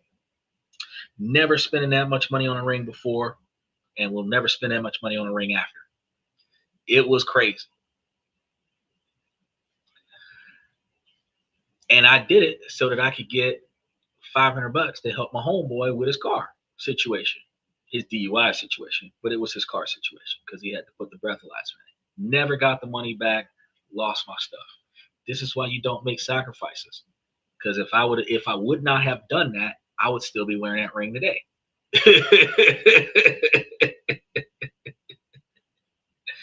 Right? But doing like what Michael said, getting into estate sales, garage sales, thrift stores, if you go to a bunch of different places and knick-knack your life away, you can take a little bit of cash every now and again and go to a bunch of different places and buy a bunch of stuff. You can put it up in either in your house or in your garage, take pictures of it, and you can put it up on OfferUp. You can put it up on eBay. You can put it up on Craigslist. And that's for used items. You can buy certain things online, not open the packaging, and then hold it for a while and resell it. When certain things that go out of style and then they come back into fashion, and you've got the original vintage one from way back when still in the package, you can put that up, and then you can get you some money off of that. Collectors do that. They collect things that may have value 15 years from now, and some of the weirdest stuff that kids would never play with, adults would never use, and they would just hold it. And they have like a whole hoarding house full of stuff like that. And then 10, 15, 20 years later, those intricate things can get sold, whether it's sold online or sold in person, because it's still in the packaging. And some childhood item that now is an adult's rekindling of their past turns into a highly profitable asset, where it was originally just taking up space. It's crazy, but it still requires a lot more effort than moving your money around in the stock market, or moving your money around in CDs, or moving your money around with treasury bonds. See what I'm saying? And if you add value, you're going to start doing haul homing and testing everything. So you're going to be bringing everything back to the house, and you're going to be putting everything to work, making sure everything works. And then you're going to be checking the stuff to see what works and what doesn't work and what can be minimalistically repaired. And then take your photos, put everything up online, and start selling everything to the highest bidder, hopefully, or best offer. And when you're listing things like rare arcade games or rare video games, or stuff that's hard to get by, like people like, man, I wish that still existed, and then you put it up for sale, you're going to get you some money back. And since you got it for little or nothing, you get back whatever you get back on it that turns over 400% profit on your return. You might have picked up a bunch of stuff for under $100 and sell it for 400. There's your profit, right? You're going to keep doing that with these estate sales and other such areas, thrift stores and other such things. And you might go places and find stuff that's undervalued because nobody knows what it is. And then when you know what it is, you buy it for dirt cheap, and then you can sell it for what it is, and then make a ton of money off of it because you know who's looking for that. Now, there's another one here that we wanted to talk about.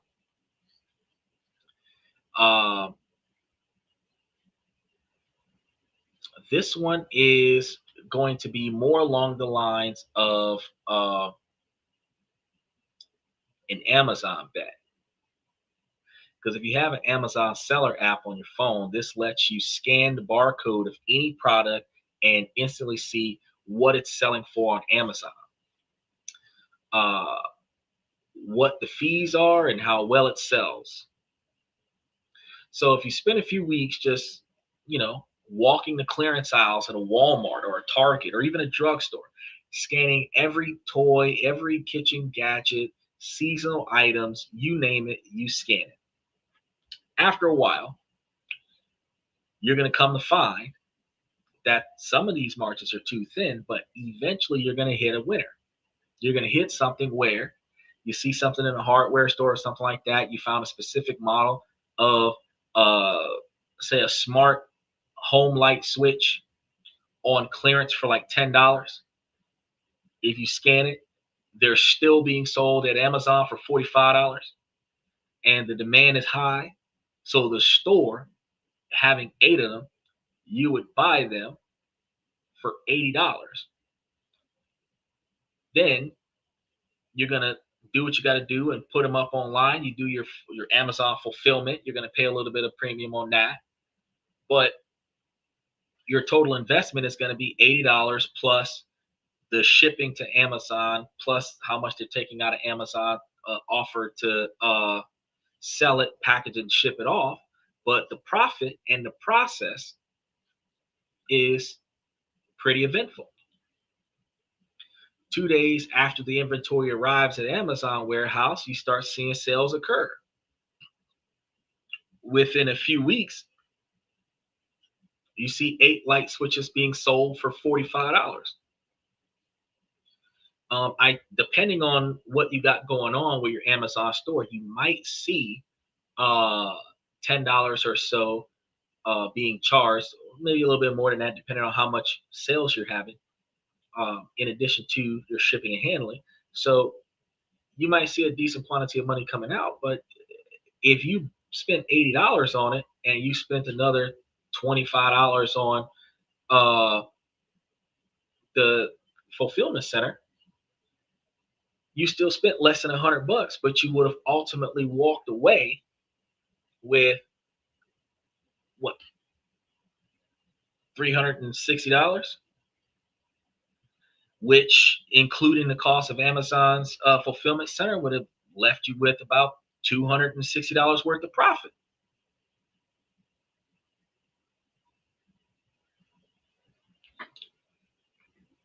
But you're still getting back double, almost 30% of what you would have gotten had you not done that.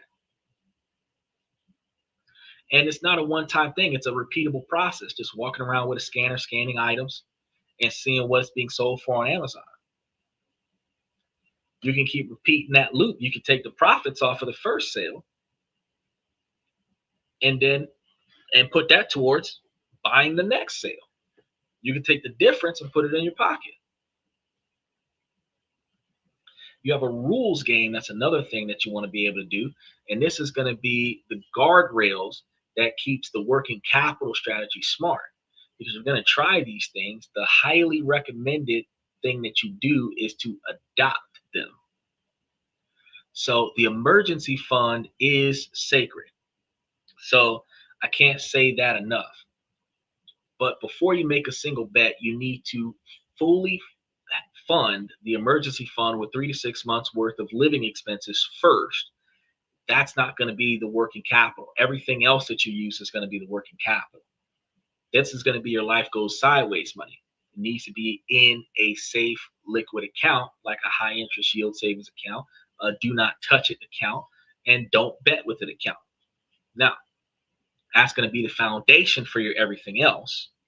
Then you're going to use your 10% rule, where you never put more than 5 to 10% of your total savings after the emergency fund into any single unproven bet.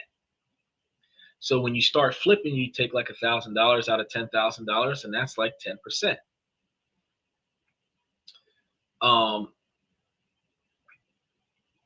And that's just a small fraction of the capital.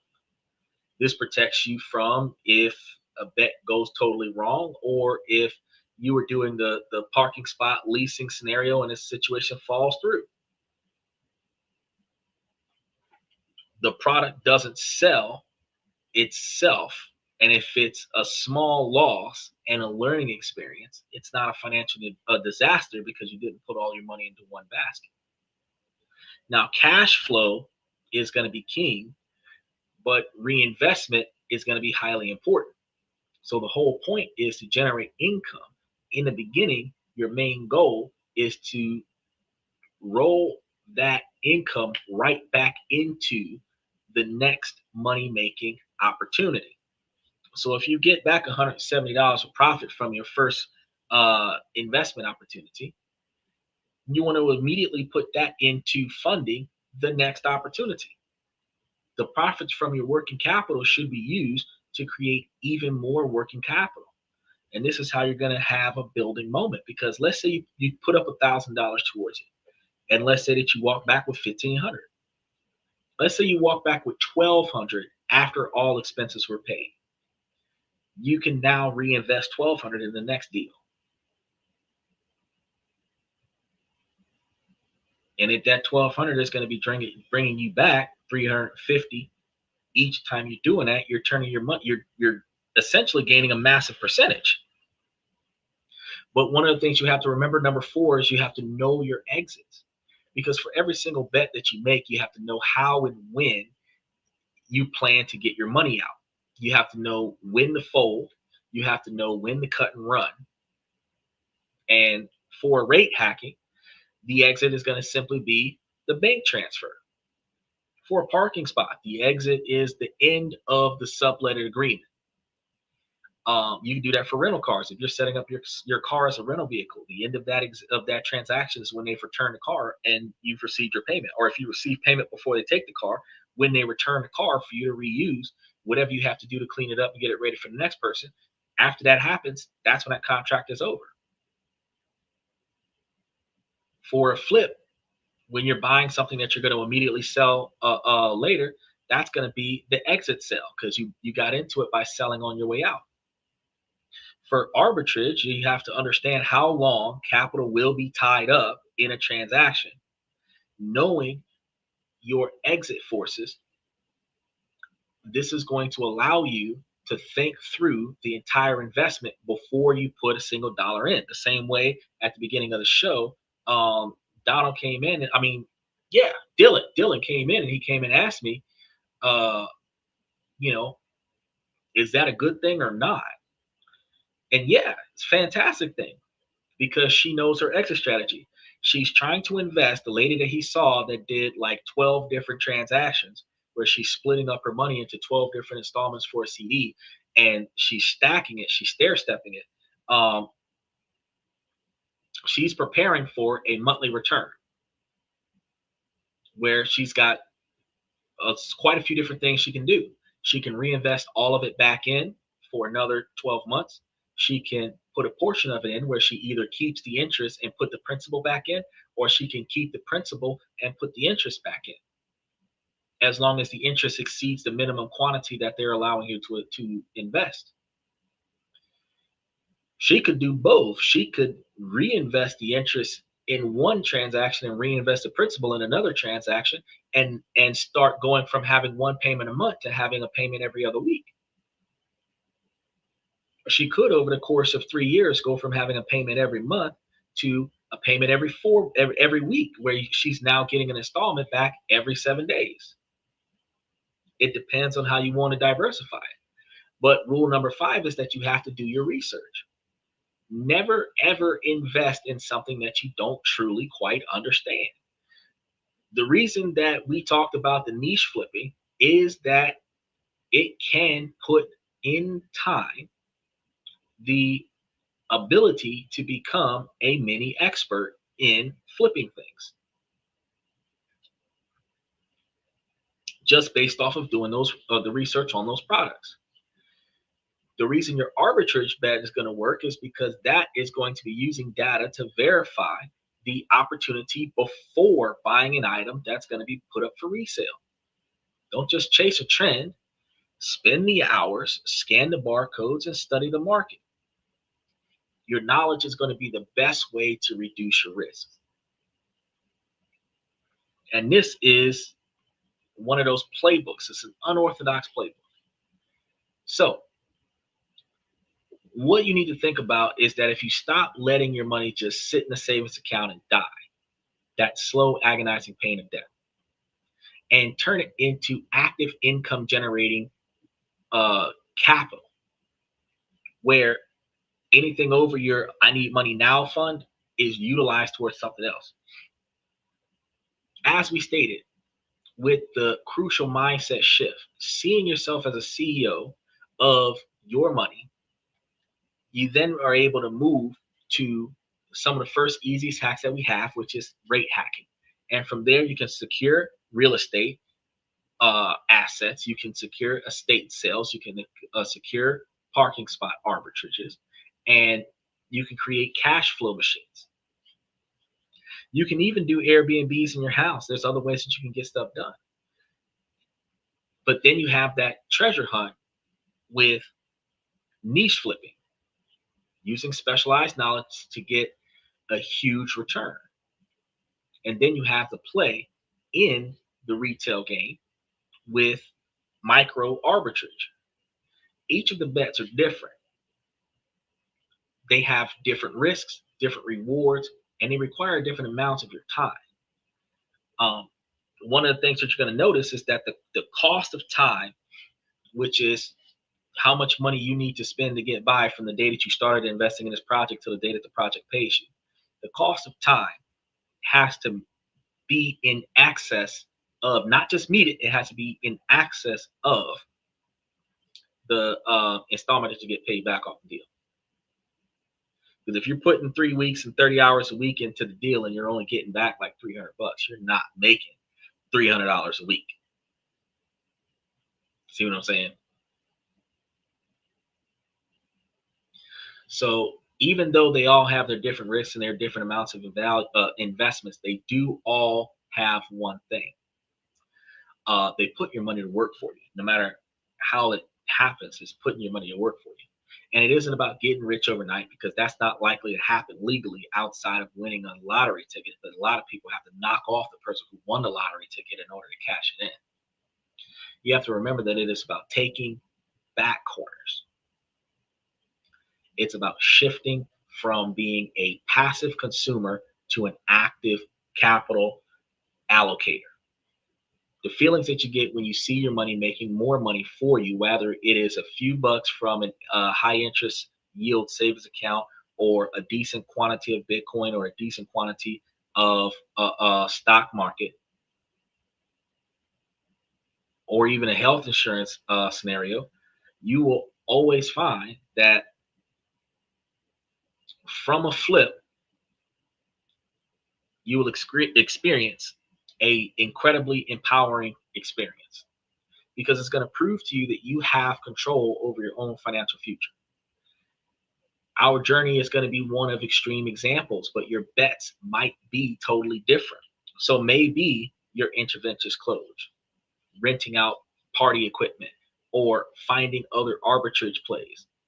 The specific what isn't the important as the how and the why, because the point is to start small, follow the rules, learn as you go, and slowly build a portfolio of small bets that works for you. This is how you're able to take the money that's just sitting around doing absolutely nothing and putting it to work for you. Because keep in mind, another thing I told you guys before, because while Michael continues to talk to you about the estate sales, we were talking about on the show before about buying cars from the auction and then reselling them in the auction, or buying the cars in the auction and then selling them out on the street. Then I thought about it, because they have private owners that rent their cars out on certain um,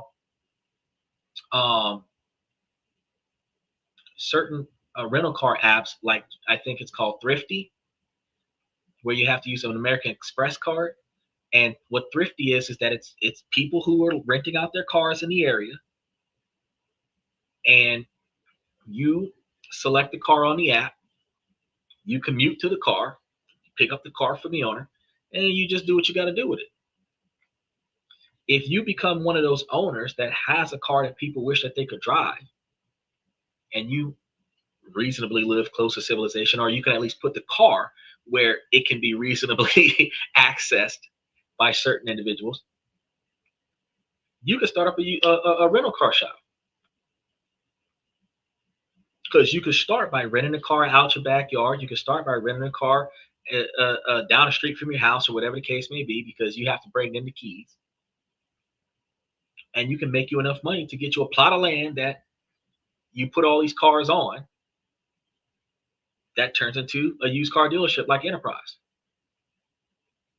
So I'll leave you guys with a quick question. What is one bet that you guys can make with your working capital this month that you guys know that you would succeed in, or reasonably have an idea of capability to succeed? It doesn't have to be huge. Maybe it's just opening your first high yield savings account. Maybe it's starting that research for the flipping niche. Put your information in the comments. Then we're going to start another conversation so that we can learn from each other. And then we'll be able to find better ways for us to put our money to work for us the way we want to put our money to work. Now, those are some unorthodox ways. 5% or more high interest checking accounts for up to $500. Put the rest of it into a high interest savings account, rolling your money. CDs, stacking them, offsetting them by 30 days for 12-month loans. Doing research on selling things on Amazon, doing research, and then buying clearance items and then selling them on Amazon. Um, renting out parking spaces, renting a space and then subleasing the space for a higher premium where the space does all the work. These are just some of the ways that we can find other ways to make money for us without having to do a lot of fancy footwork. Continued research and start high interest saving yields accounts soon as possible. That's good. And you should do that. But one of the things that you'll notice is that every bank is offering $500 worth of capital. So the first 500 bucks, they're going to give you like 4 to 5% introductory rates, where for up to that quantity of money, that they're going to give you more interest rates than most other services that they offer. And what you want to do is you want to take that checking account, get that high interest checking account, and then transition the interest into the high interest savings account.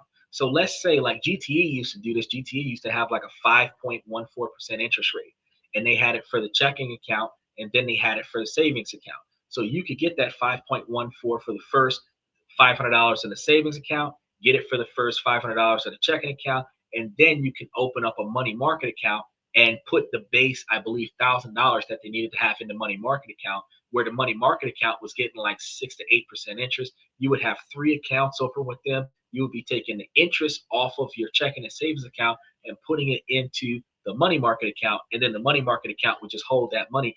That is a way to get it done.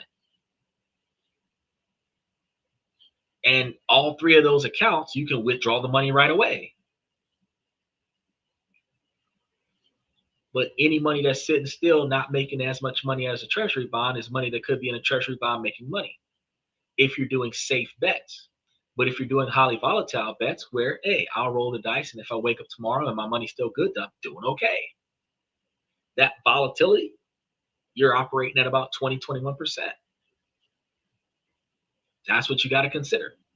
So if you wanted to play it safe and start rolling through your high interest savings accounts and start rolling through CDs and then build yourself into a stock option that's paying you dividends, oh yes, diversify. I strongly encourage that. You should have cash in your safe that's clearly not going to gain any money, because you need to have money in case of a power outage, because no matter how much money you have in a bank, if the bank has no power, you can't get your money out. So if you have, in case all else fails, I need this money in a safe in your house, you need that. Then you need money in the account. Then you need to put money in CDs. Then you need to put money in treasury bonds as tax deferred. Then you need to put money in the stock market. Then you need to take some of the money and put it on gold, silver, platinum, uranium. Then you need to take some money and go put it on Bitcoin if you're going to ride the wave on Bitcoin. But Bitcoin should stay at around 5% of your whole portfolio. And somewhere in there, you need to invest in real estate, because anything that has taxable gains is going to be taxable gains offset by investment capital cost. And you can write off a lot of deductions through your LLC simply because what you've got going on is taxed differently. So you got to always continue researching. You're never not looking into things, but you're always trying to look for another way. And eventually you'll definitely find it. And if not, you can do like Dylan. You can come and ask me what I think about it. And if I've covered it before, I've got an answer for you. And if I cover it now and I don't have an answer for it, I'm going to get you an answer for it. And then you can ask the Google lady. And odds are, I'm probably going to give you just a little bit more curated information than what Google lady's going to give you. So when you, hey Siri, Google this, y'all are going to be like, hey Siri, call Xander so that we can log into Xander's podcast so we can ask this question. That's what's going to end up happening, because at the end of the day, I'm doing research 7 nights a week. 7 nights a week, every week out of the year, 52 weeks a year. And on leap years, I do it on that extra day too. No holidays, no birthdays, no nothing that is going to stop me from showing up on this show and bringing y'all the facts to help y'all become better. So with that being said, ladies, as long as the situation doesn't make sense, I'm going to keep asking you ladies to make it make sense. So ladies, please make it make sense. And fellas, y'all got to remember that I'm doing this for y'all. I'm doing this to help y'all become higher value men, not just in your financial life, but also in your personal life. Because the difference between a financially successful individual versus an individual that is wasting their money is that a financially successful individual can stop working, and live free, versus a person that's wasting money is always in need of more money. So he says, what high yield savings accounts would you recommend looking into? Online banking has expanded a large quantity of banks. I am going to tell you right now, while I don't have the exact names off the top of my head, what I'm going to tell you is this. First, there are two credit unions that you can look for. And you can easily do this. Google high interest credit unions. Matter of fact, I can do it for you without even using Google. I can do it for you. I can get up here and take a look at uh, high interest credit unions, because there's two of them.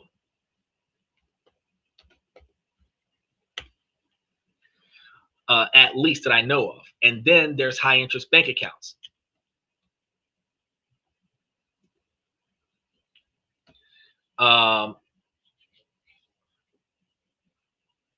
You have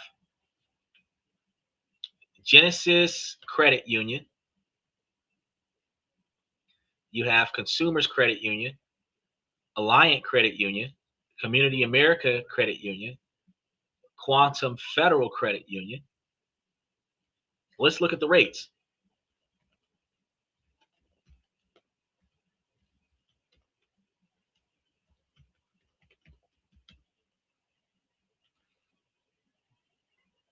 Let's look at the rates. Vibrant Credit Union is up to around 6% APR on checking balances up to a set cap with monthly activity requirements that need to be met. I don't really like that stipulation, but if you meet the activity rate, you get the 6%. The standard savings accounts are going to pay lower. I don't really like dealing with that particular kind. Let's see. Which one? This is Vibrant Credit Union. I'm going to put this one in there so that you'll have it, because you asked me which ones. Let's start with this one.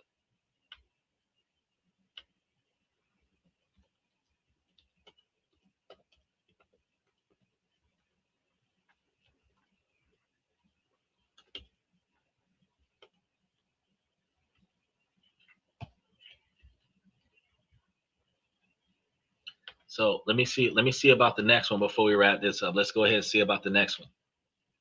And I'll put that, and let me put that up on the show for you.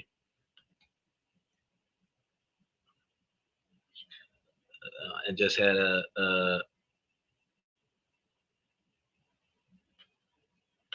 go sit down, bro. I don't even know why you would do that and then put your face on that. Here we go. You have Credit Union West Heritage checking pays 6% on values up to about 20,000 when you meet the monthly requirements, as a certain number of debit transactions under other qualifications. So other qualifiers that have to apply to that. That one's going to be a challenge too. I don't like that. I don't like having to do stuff to get the benefit. But there's one. Here's another one that says Carl Federal Credit Union in Kansas. They have 6% interest also on up to $15,000 if you meet the activity requirements like minimum debit card usage and electronic statements instead of paper statements. So here goes another one. I'm going to put this one in there for you.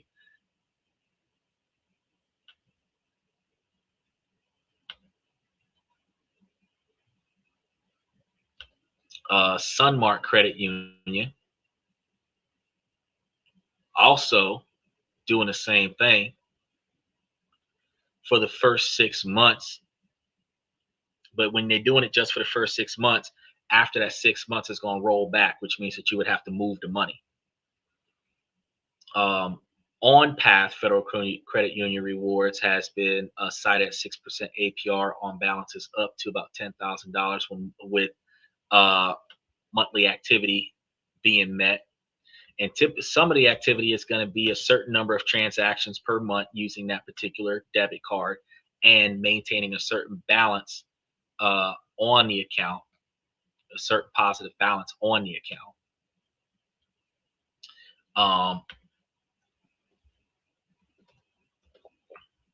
Which ones have no active rate?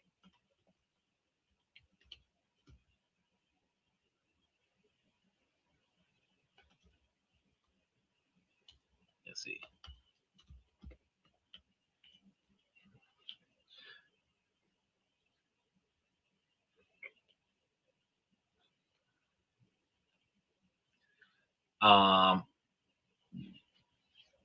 You're looking at CDs and certificates. So what about the credit union? And I'm gonna get to the banks after this.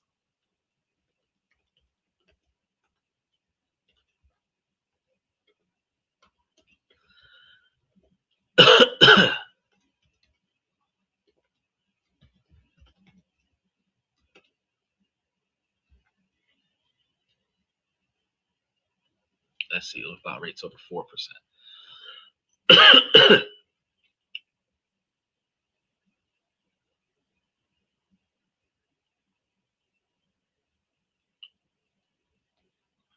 Let's see.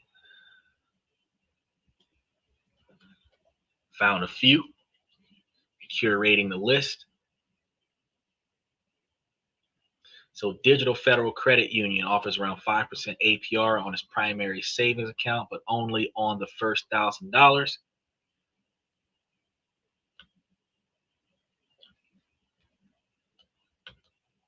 Let's see how quick we're pulling up this information where you could be putting in money up to a certain amount, and then you can go to different accounts and move your money around. I told you before, Community America Credit Union has a high interest rate on 5% on balances up to $2,500.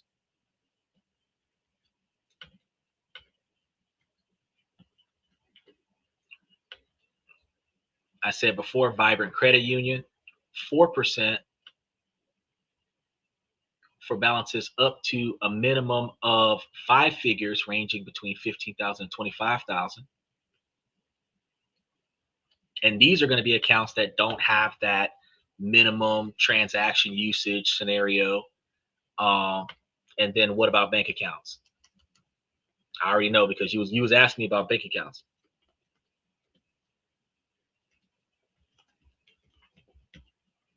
Because we had covered this stuff this time last year, and while the interest rates were peaking 5% back then, things are changing now.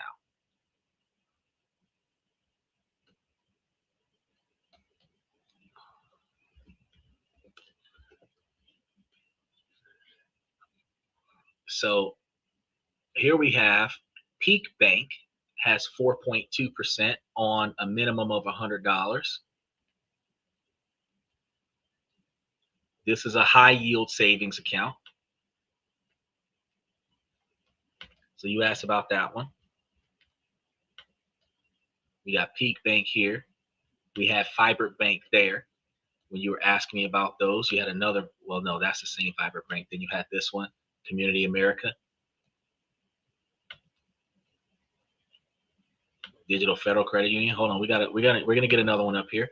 Then we had Open Bank High Yield Savings Account by Santander. They're advertising 4.2% when you keep at least $500 balance in the account. It's okay when you're doing a buy, when you're getting the account and you're holding a specific amount in the account. But when they start talking about like you have to do a certain number of transactions, you're not going to always remember how many transactions you have to do. And if you don't meet those transactions, typically they charge you a service fee or something to offset the fact that you didn't do what they expected you to do with the account. I don't really like those. I like the ones where you can just put your money there and leave it there and start making money off of it. And whatever the requirement is, put in a certain quantity of money, have no less than a certain quantity of money. I meet that requirement, and then I get whatever I'm going to get from them. Then you have other bank names like VO Bank and Xylo Bank.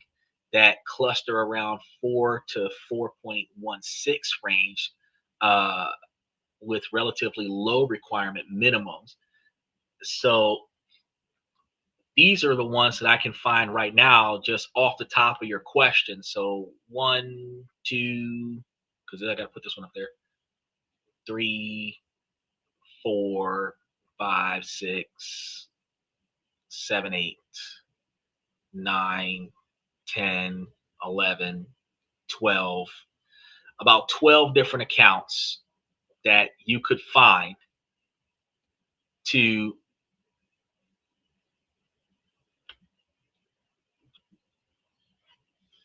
start with. These are all different banks that you can start with to look into. And a lot of them you can activate the account online, transfer the money from your primary account online, and then utilize those accounts tomorrow. You could set it up tonight and be using those accounts tomorrow, right? And with each one of those accounts, talking about some between $1,000 to $5,000 worth of put your money up there and let it sit, and you're getting 4 to 5% interest. You can do those instead of CDs and still have accessible cash in case of an emergency. Now, the downside is, again, the penalty, because when you remove emergency money out of that account that brings the account below the minimum requirement, they're going to charge you a penalty fee. They're going to charge you a service fee of some kind because your account is not maintaining the balance they want you to maintain. It's going to be the same thing as taking your money out of a CD before it matures. It's the same thing as selling a stock on a platform that charges you trading fees. You have to know what the cost of moving this money is going to cost you and determine if it's even worth it.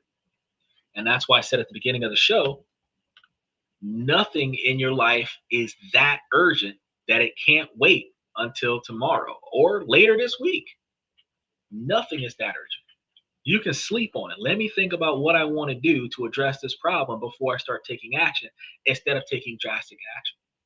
Because even when we first started brainstorming this at the beginning of the night, somebody said, oh, car breaks down. And I'm like, yeah, you can put that on your credit card.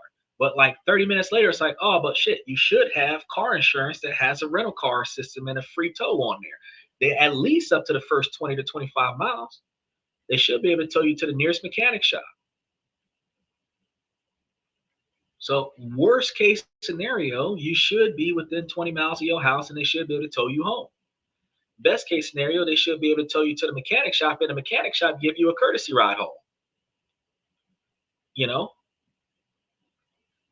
either way it goes, your car insurance should be covering your tow. And if you got to cover certain reasonable repairs, you should be able to get your rental car off your car insurance to fix your car. And then you should be able to utilize the time that you're in a rental car to get your car fixed, which means that you don't got to fix it today because it's going to take them up to a week to analyze what's wrong with the car. And if you're going to pay the deductible to your insurance because it's more than what you're willing to pay, you pay the insurance the deductible. When you start talking about comprehensive damages, when you talk about collision, something has to hit your car. Comprehensive, unexpected shit has to happen to your car. And depending on what it is, there's a lot more stuff that your insurance will pay for. Now, each time you take a claim out on your car insurance, they're only going to allow you to have 2 on your policy before the 3rd when they cancel your policy. So you're not going to be able to use your car insurance like you use your health insurance. You can use your health insurance every month, but you can only use your car insurance like twice in that 6-month premium, and it will go up next time. That's not for the tows. That doesn't apply to the tows. You can get towed every month if you need to, but if you take out a claim where they're doing a repair on your car, it doesn't matter if it's $100 repair or $5,000 repair. Whenever you trigger that claim, you're only allowed 2, and then a 3rd when they cancel your policy, unless you take out a claim. Now, this is something new that people don't talk about. If you take out a claim on your insurance policy and then you pay your insurance policy back the claim, zeroing out their investment in your claim. You could probably take out more claims. It's not guaranteed because in the policy they tell you that you can only do two, and um, they're after that, the third one they typically don't take it. But if you reimburse them on, like, say like you had like a $5,000 repair, and then you send your insurance company claims department like a $5,000 check to cover the damages, then they might give you a little bit more leeway on your policy. They might not raise your rates at the end of your insurance policy. But if you can afford to do something like that, you can afford to just get the free tow and then pay for the damages out of pocket. You could afford to not have the roadside assistance and just do the AAA, $65 a month, because a free tow raises your policy like $30 to $35 a month. And then if you're paying $65 for the AAA, you could do AAA. A AAA give you like 4 tows a year and not have the tow on your car insurance. You could also do the rental car service, or if you were calling yourself trying to budget for a situation, you could get you an account, get you a commercial account with a rental car company. Just put 35, 40, $50 a month aside for this rental car company. And then whenever you need a rental car, you just go over there and go and get it. There's so many different ways that you can prepare for an emergency, and there's so many different ways that you can prepare for catastrophic failure with preventative maintenance to the magnitude of anything above reasonable. Like, for example, a rental car is going to be $200 down and upward of $50 a month. A lot of the times cheaper than that, but let's just overstate it. $200 down and $50 a day for the rental car, right? Roughly. You're probably going to have the car for 2 weeks in case if you're looking at a crash. So 2 weeks is 14 days. Let's do 15 days, including check-in. So that is $500 for the first 10 days, $250 for the second day, $200 for the down pay. Or yeah, $500 for the first 10 days, $250 for the second 5 days. So that's $750 plus the $200 down for the rental car, which would be approximately $950. And let's just round it up to $1,000 to cover the gas for the rental car too. And that's not including the insurance, but you can reduce how long you have the car and include the cost of the insurance and still say $1,000 worth of rental car coverage. You don't need to pay that extra $35 a month on your car insurance. You can put $1,000 in a high interest account that will generate money until you need it. And then when you need a rental car company, you just catch you an Uber over to the rental car company, or in some situations, if you're down the street from the rental car company, they'll send a courtesy car. You just got to call them. They'll pick you up, bring you to the place, and they'll get you set up with the rental car. If you've gotten a rental car from them before, you're a return customer. They'll accommodate you a little bit more depending on how far you are to bring you back to their place, put you into another rental car so that they can make money off of you. But if you say that I'm going to put $1,000 in the bank for a rental car, that's not the 6 months worth of standard of living. Whether it's in a bank, whether it's in a CD, whether if it's somewhere where you can access it, whether it could be in like a stock market somewhere, wherever it is, that $1,000 in case I need it. When you need a rental car, you don't got to call your dealership. You don't got to call your insurance company, Geico, Allstate, whatever. You can just take yourself down there and go and get it yourself. And then when you think about how many months have you been paying for coverage for a rental car and never needing to execute the coverage for the rental car? Because it's a monthly premium. If you take the rental car coverage off your car insurance and hold your own $1,000, you saving money on your car insurance. And you turning a profit on the money sitting in the bank waiting on you to never need a rental car. Because if I told you that $1,000 is supposed to cover 14 days worth of rental car for the most expensive, or not most expensive, but the average price for a rental car, and you're typically probably going to do like the cheap one, the $10 a day economy car, still putting $200 down, and maybe like $70 worth of gas for like 5 or 6 days, and then your car's going to be back on the road. You're only spending like $400 off the $1,000 you put aside for worst case scenario with the rental car situation. You're still overstating the situation. The fact is that you're able to put money where it needs to be so that when you need it, you got it. But when you don't need it, it's turning a profit. And then everything above emergency funds, that's what you need to be putting to work. That's the money that you need to be putting towards um, either low risk with CDs and high yield savings accounts and money market accounts and stuff, or putting it into more volatile stuff. You can put it into the stock market, and then you can take the profits off the stock market and put it into something more volatile. You could play it safe with gold, silver, and precious metals and put it into Bitcoin. There's other stuff that you can deal with. You got people that are like, oh, run into XRP. You can go into XRP. Oh, XRP is a growing afterthought because not too many people even know what it is. It just came out not too long ago. But the software that runs XRP, you can invest in those companies and you can start making you some bank. But it's a growth stock, not a cash stock. For those of us that have stuff that needs to be paid for on a regular basis that is above and beyond our normal expectations on a regular basis, it is better for you to have something. 60% of your portfolio is giving you back cash. The other 40% can be whatever you want it to be. But if it's giving you back cash on at least a monthly basis, you are less likely to start cashing in the rest of your portfolio because you need money. Because again, if that $1,000 was sitting in a high interest stock option, where the stock option was a total of $10,000, which would be your monthly, your 6 month savings plan, and it's generating you $2,000 a year and you don't need it and you're reinvesting that $2,000 a year and now you know what I'm saying? Eventually, just putting money into a full cash dividend portfolio, you could find yourself with a standard income that is giving you enough money to invest everywhere else. You can put money in so many different places that you have money making money for you so often that I don't know if you've ever played GTA San Andreas. After you beat the game, what you doing the rest of the game besides chaos mode and blowing everything up?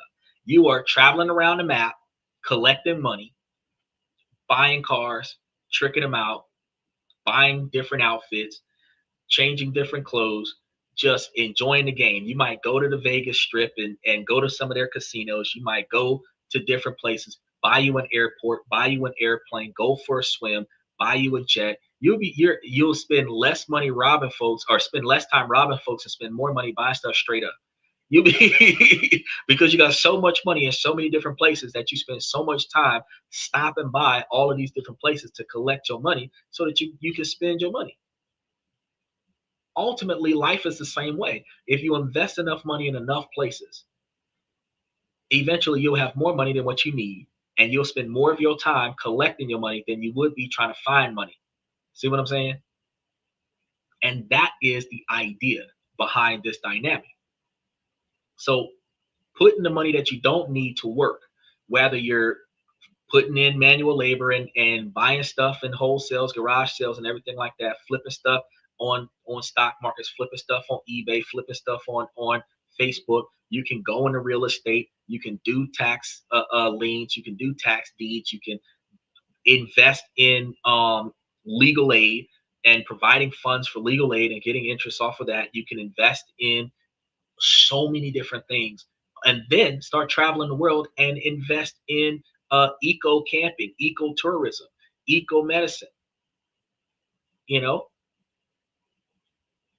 And most of the stuff that we talk about getting into, this is stuff that people wasn't paying attention to before, and they're starting to pay attention to it now, and it is starting to become a thing because they seen somebody get rich off of this. But my advice to you is not about trying to get rich quick. My advice to you is to develop yourself a 20-year plan with a 10-year success strategy. A 20-year plan allows for you to make mistakes along the way. A 20-year plan allows for you to have deviations in your life that you wasn't expecting, that still allows you to still make yourself successful within 20 years. But a 20-year plan with a 10-year success strategy allows for you to do the same thing every year for at least 10 years and you see the results. Like I said, 70 to 75% of your income being put away somewhere, getting some type of interest off of it, you should make really close to $500,000 in 10 years if you never spend that money. You'd make it in 20 years if you had to spend some of that money, but you'd definitely be able to make it in 10 years if you didn't spend any of the money. Interest rates, compound interest formula, however you look at it, because you're looking at the average person that's making enough money where 70% of their income is upward of $40,000 a year or more. If you're putting that away, then you're going to see yourself inside of 10 years at $500,000. And if what you did to get that $500,000 is what you're still doing at $500,000, you're going to be getting that percentage rate back, which that percentage rate is going to be more than your current paycheck.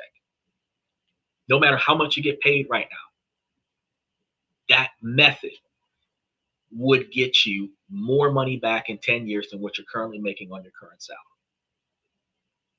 And the dynamic is so flawless that people don't pay attention to it. It's almost like a too good to be true, but it's also a waiting game because nobody wants to wait 10 years to be a millionaire. Nobody wants to wait 20 years to be a millionaire. If they ain't a millionaire today, they're like, fuck it, I'll get there when I get there because I ain't always going to be like this. But how are you going to live in the slums and say that you're not always going to live in the slums if you're not going to put any effort into coming out of the slums? How are you going to continue to work on a shitty job without putting any effort to come off that shitty job and expect yourself to not continue to be working in a shitty job? If life is not what you want it to be, how can you tell me that you're going to be satisfied with your life in the future if you're not putting any action today into making your life better tomorrow? That's why I keep telling y'all, change the things in your life that you can't control. And that's the truth. Put your money in better places so that you got more access to it. You can control the money that you have access to. You can't control the money you don't have access to. Not without penalties. When I gave you the example about an emergency, you can't do nothing about it right now. You can let that sit. Car just broke. You can figure it out tomorrow. You can figure it out the next day. You do not have to cash out on all your stocks to go do what you got to do.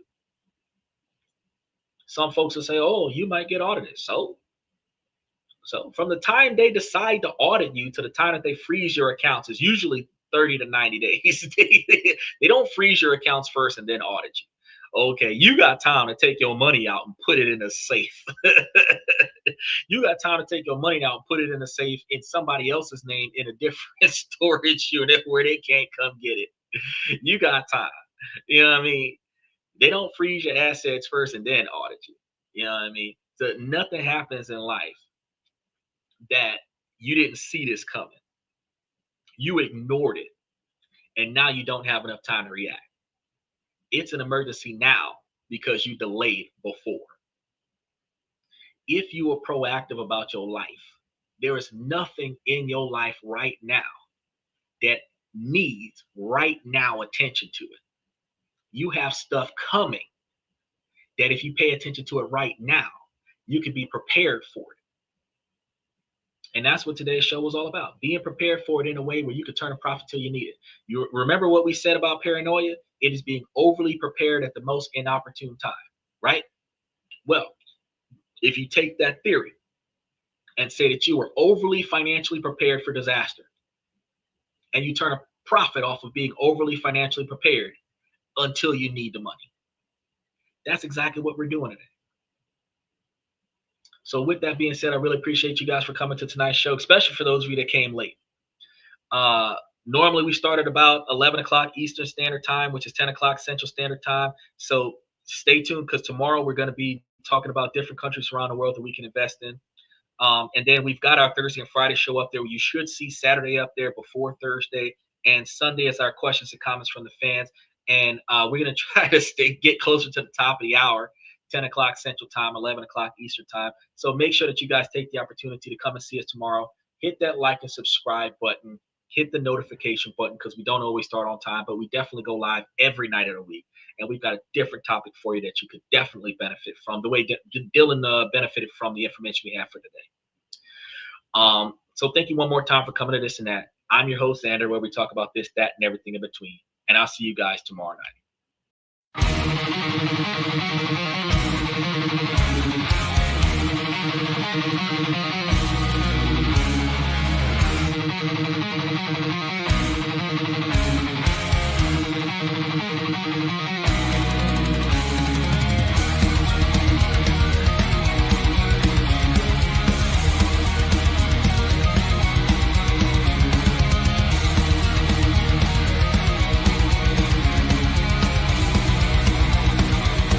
Higher ground.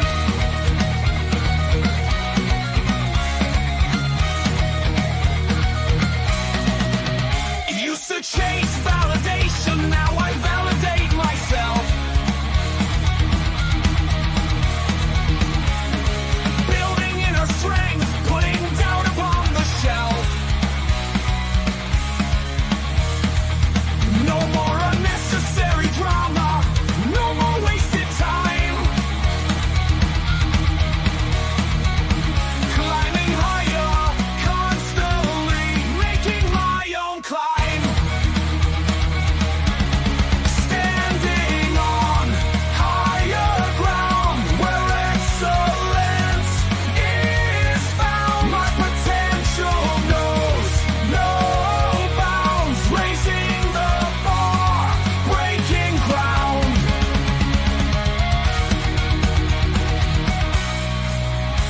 My network is my net worth. Choose your company wise. Surround yourself with eagles, not with sheep in disguise. Every interaction is a reflection of my brand. Quality over quantity, that's my personal command.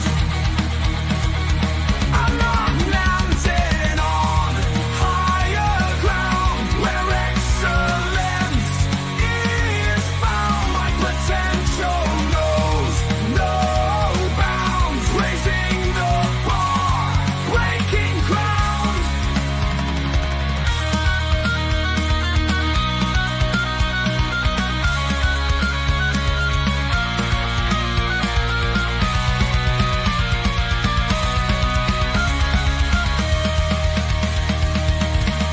I'm not just living, I'm manifesting my vision, cutting through limitations with surgical precision. My expectations are my compass, my respect is my shield to mediocrity and chaos. I will never